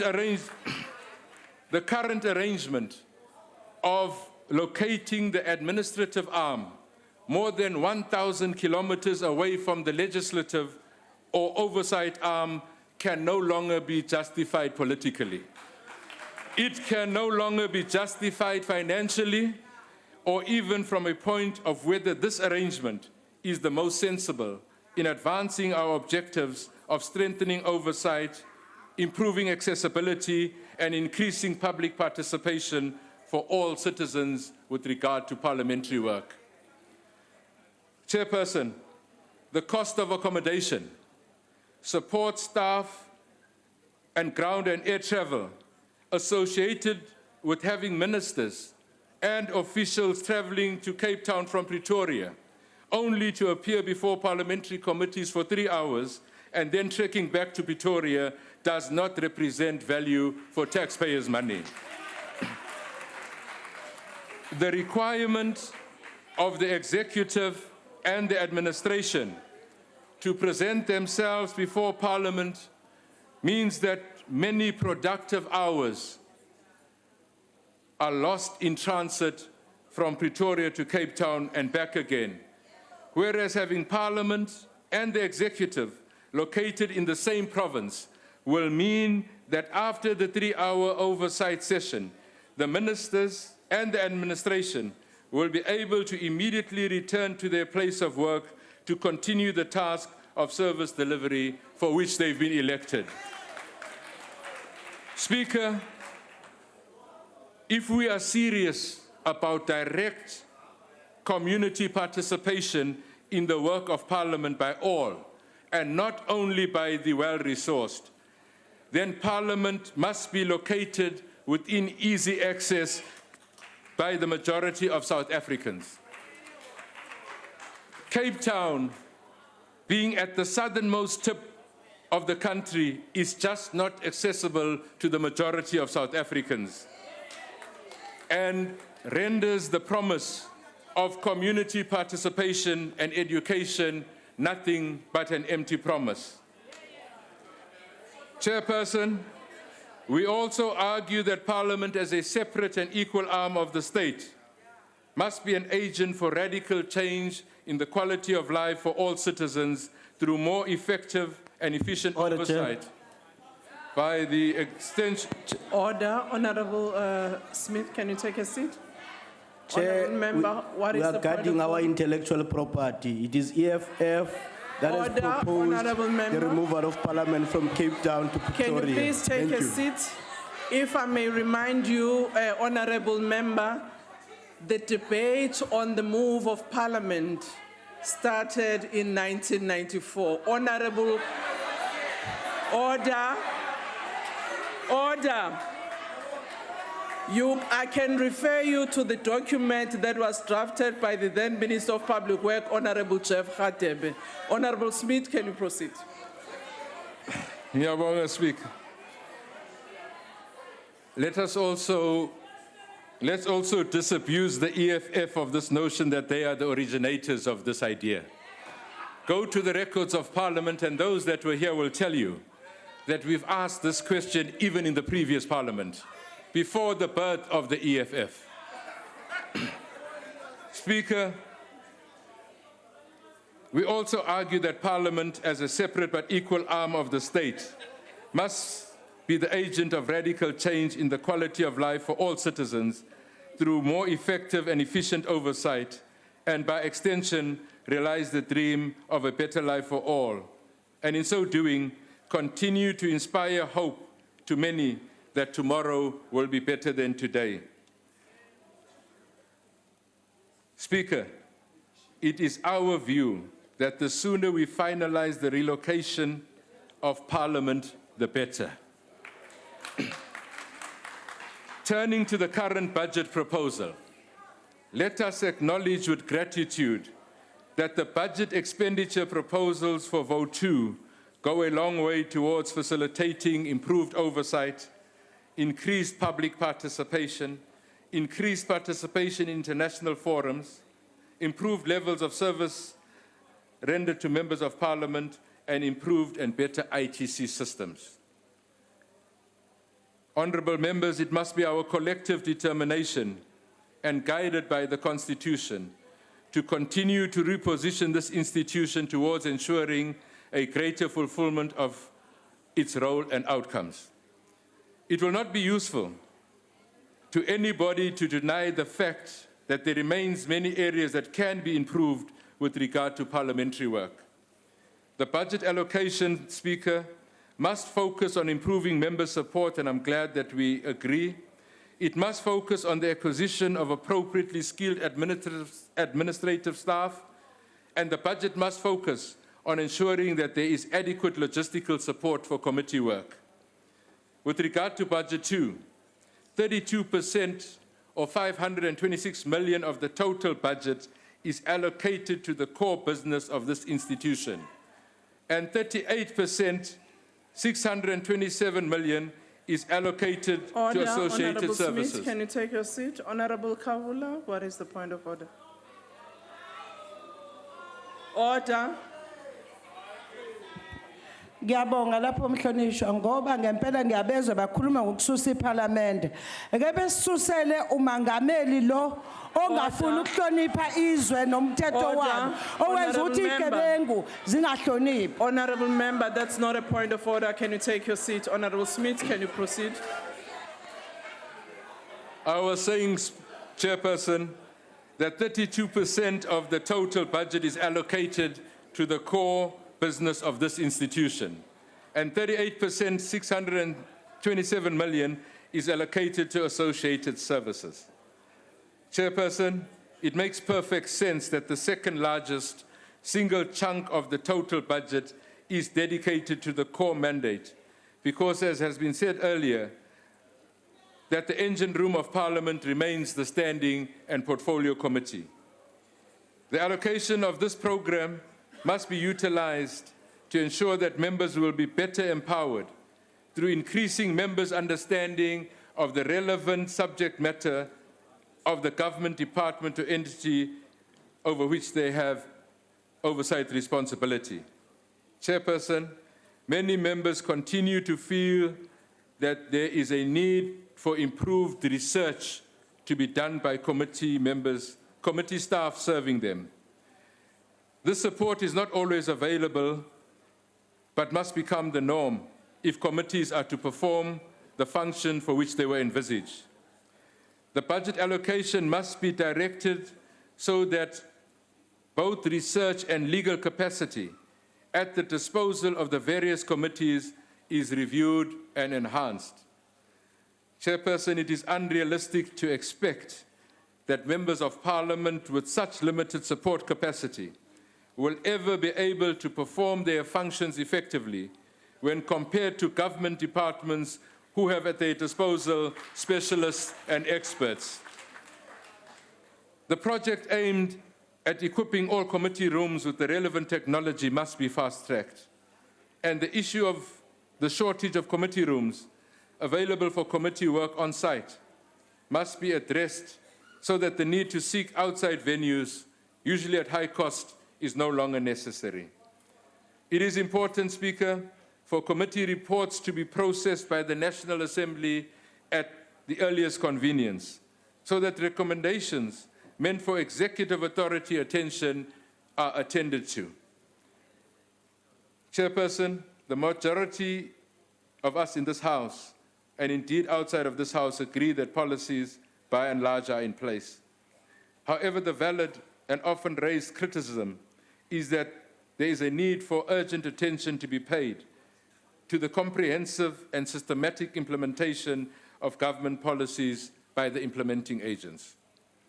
In order to ensure effective monitoring of service delivery, members must be afforded the opportunity to be on the ground in the various communities so as to facilitate faster government action in addressing service delivery without the impediment of unnecessary bureaucratic red tape. In some countries, Speaker, within the Commonwealth, like India and England, members of Parliament spend an average of 49% of their working time in their constituencies. An added benefit of spending adequate time interacting, listening and addressing communities is that the social distance will be narrowed between elected representatives and the people we serve.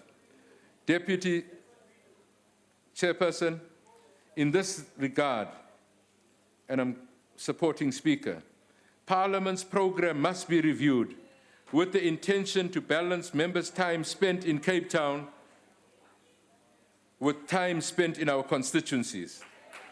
This review of the program is urgent if indeed we are serious about providing meaningful assistance to communities and also increase public participation in the work of Parliament and thereby remain true to the pledge that the people shall govern.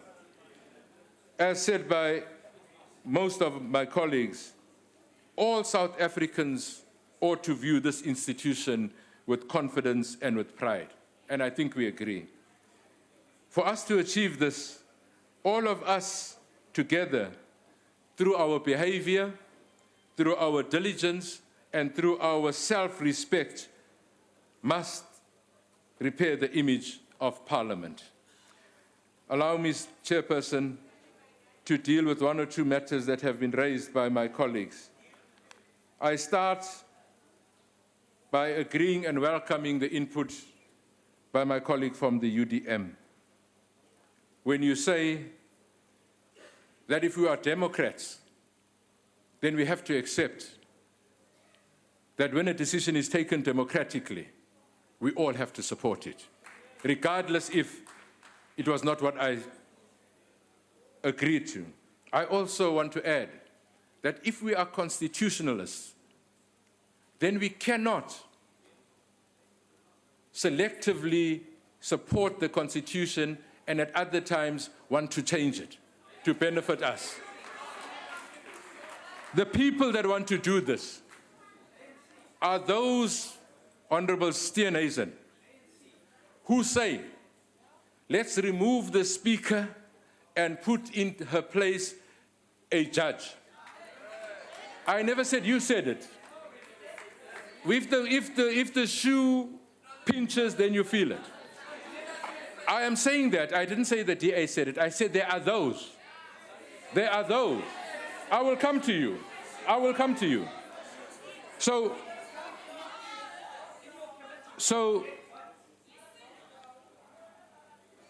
the Constitution is very clear in section 52 in terms of how we elect a speaker and how we remove a speaker. And it says a speaker must be a member of parliament, not a judge. That's what the Constitution says. So those that call for a judge must tell us if they still defend this Constitution.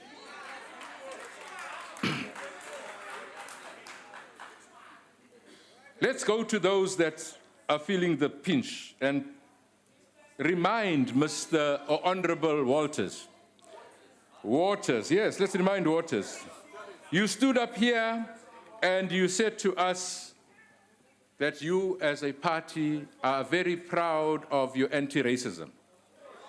Let's remind you, Honorable Waters, that in 2014, you had a Twitter entry depicting a pack of dogs and the president. You yourself, Honorable Waters, you yourself, Honorable Waters, then went on to say, I accept that this is totally out of order and it is racist.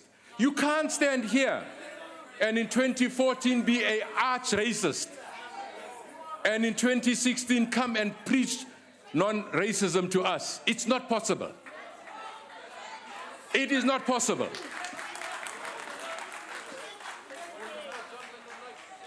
The Honorable Waters comes here and he says, we are a party. I'll find more for you. He comes here and he says, this ANC, thank God it's not you. This ANC, because there's no place for you in the ANC, not you. This ANC is not serious about gender and race, because in the Oversight Committee we have 2 men. Let me say to Waters, let me tell you why so. The DA in that very committee has 2 white men. 2 white men. There cannot be an argument not to find a black person to represent you from this National Assembly in that committee and stand here and tell us that you are anti-racist or you do not discriminate. Point of order. Point of order.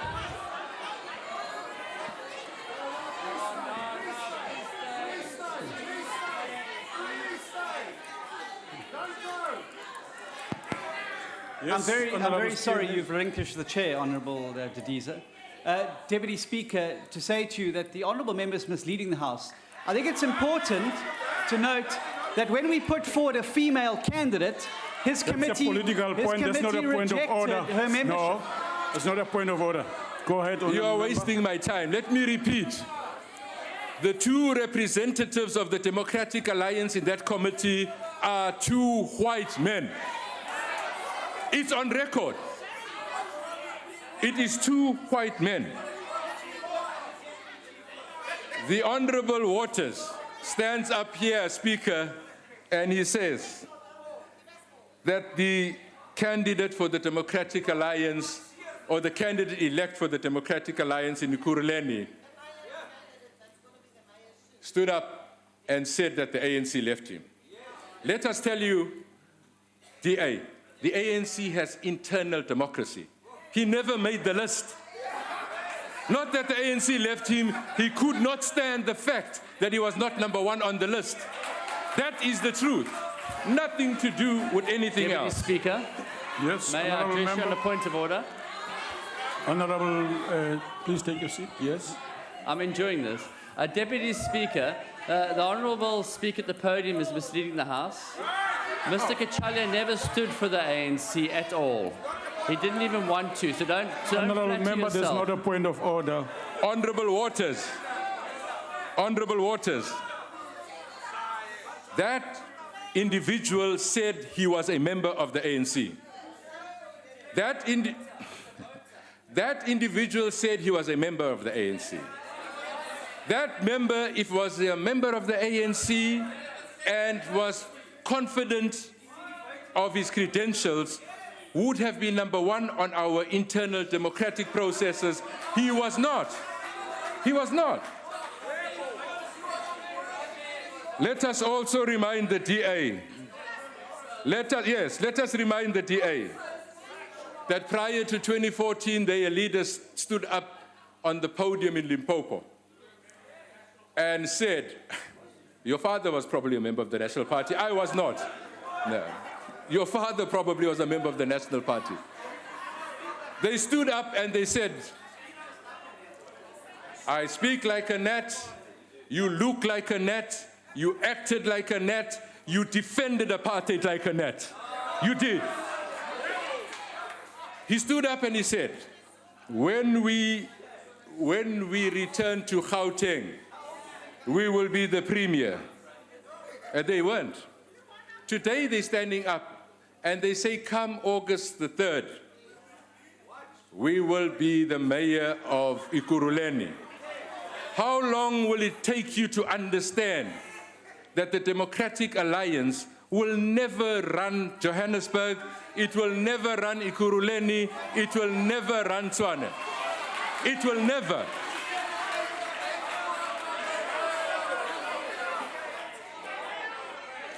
Honorable Mulder, I support everything and most things that you said. But let me say unequivocally that the ANC, or we on this side, will defend the ANC unapologetically. Unapologetically. Honourable member, your term has expired. Thank you. Honourable Speaker. Honorable Speaker.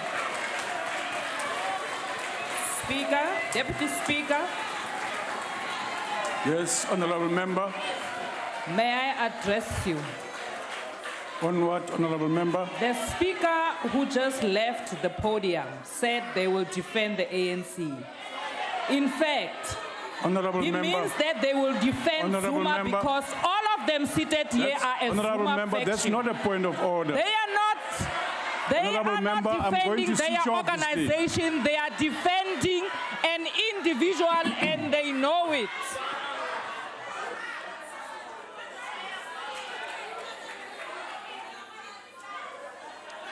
Thank you, Honourable Deputy Speaker. I would like to first dispense with the matter raised by the Honourable Waters, where he makes reference to gold fields. Just brief advice, Honourable Waters. If I were you, I would abandon that matter because you know nothing about it. You are just hoping that there's some filth that you can rake up. The speaker on the podium has no filth around her, and you can dig up all you like, you will fail, like the American lawyers failed and withdrew. That's the advice I give you. Honorable members, I want to just, first of all, thank all the honorable members for their constructive contributions. But I want to just go back to a few issues. First of all, that too, you can dig up all you like. You will get tired. Honorable Steenhuisen, I wish to read section 58 of the Constitution to you. And just briefly, it says cabinet members, deputy ministers, and members of the National Assembly have freedom of speech in the Assembly, and its committees subject to its rules and orders. Now, honorable members, the matters that most members have raised on the role of the Speaker, on the issue of party affiliation of the Speaker, and whether judges or the opposition should be Speaker, these are matters, honorable members, that are best raised through the channel that is constitutional, that is provided for, and that is the Constitutional Review Committee. At present, we live by the present Constitution and we operate within its prescripts. The next point is about the ASMAL report recommendations. Let me repeat myself on that. We are in the process of dealing with the recommendations, as I told you also that we started by having a workshop end of last year. Honorable Singh and Honorable Mulder, we will indeed convene further meetings as we have had in the past, and as you yourselves feel that we do continue to engage. And Honorable Singh, you do make a good case on the issue of the special challenges that we face, which we, of course, every year complain or we raise them with you or we air our issues about them. Indeed, the House, Honorable Haula, is not an ANC debating forum. And so you must also participate within the parameters of the rules. And yes, I agree with you, Honorable Member, you are making a mockery of Parliament by your behavior. We are a democracy where the will of the people is paramount. So please contest the elections and let the people express their will. That's how democracy works. Deputy Speaker. Honorable Member, what are you raising on? The Speaker on the podium is out of order. Honorable She can't be casting aspersion on our member. Honorable Member, that's Honorable not a point of Haula order. never made a mockery of this House. Honorable Member, that's no, not a the point of Speaker is order. out of order and you need to rule on that. Proceed, Honorable Member. Honorable Deputy Speaker, on the matter of the study tour by the Secretary. Deputy Speaker. Yes, sir.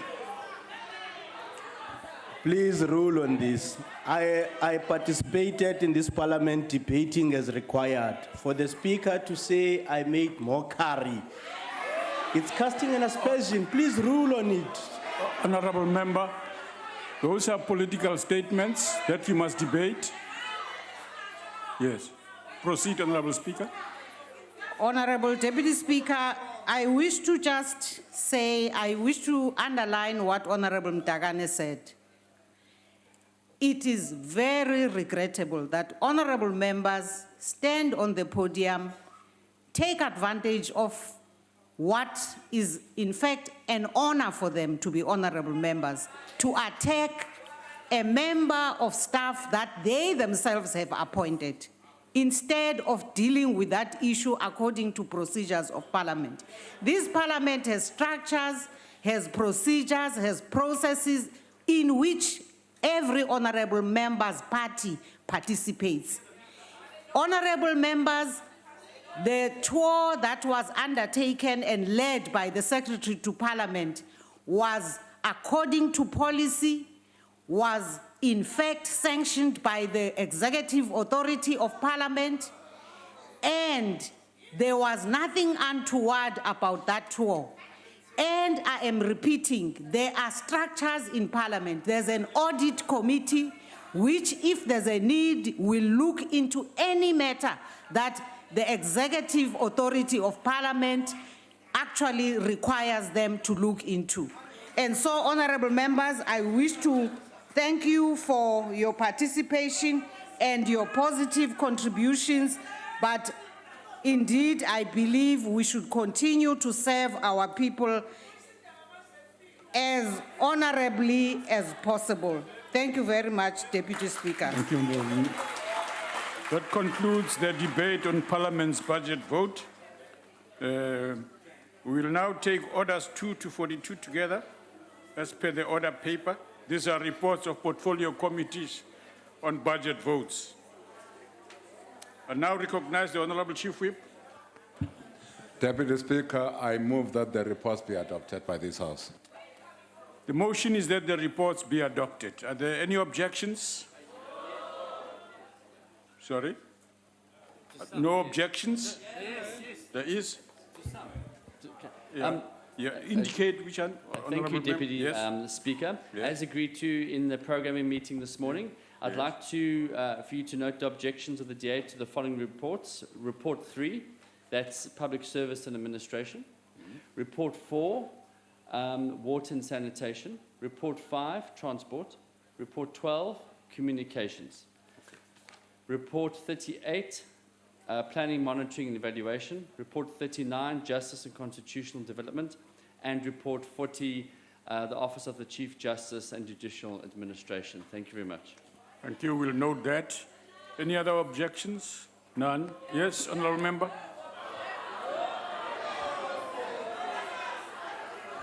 Deputy Speaker. Yes, sir.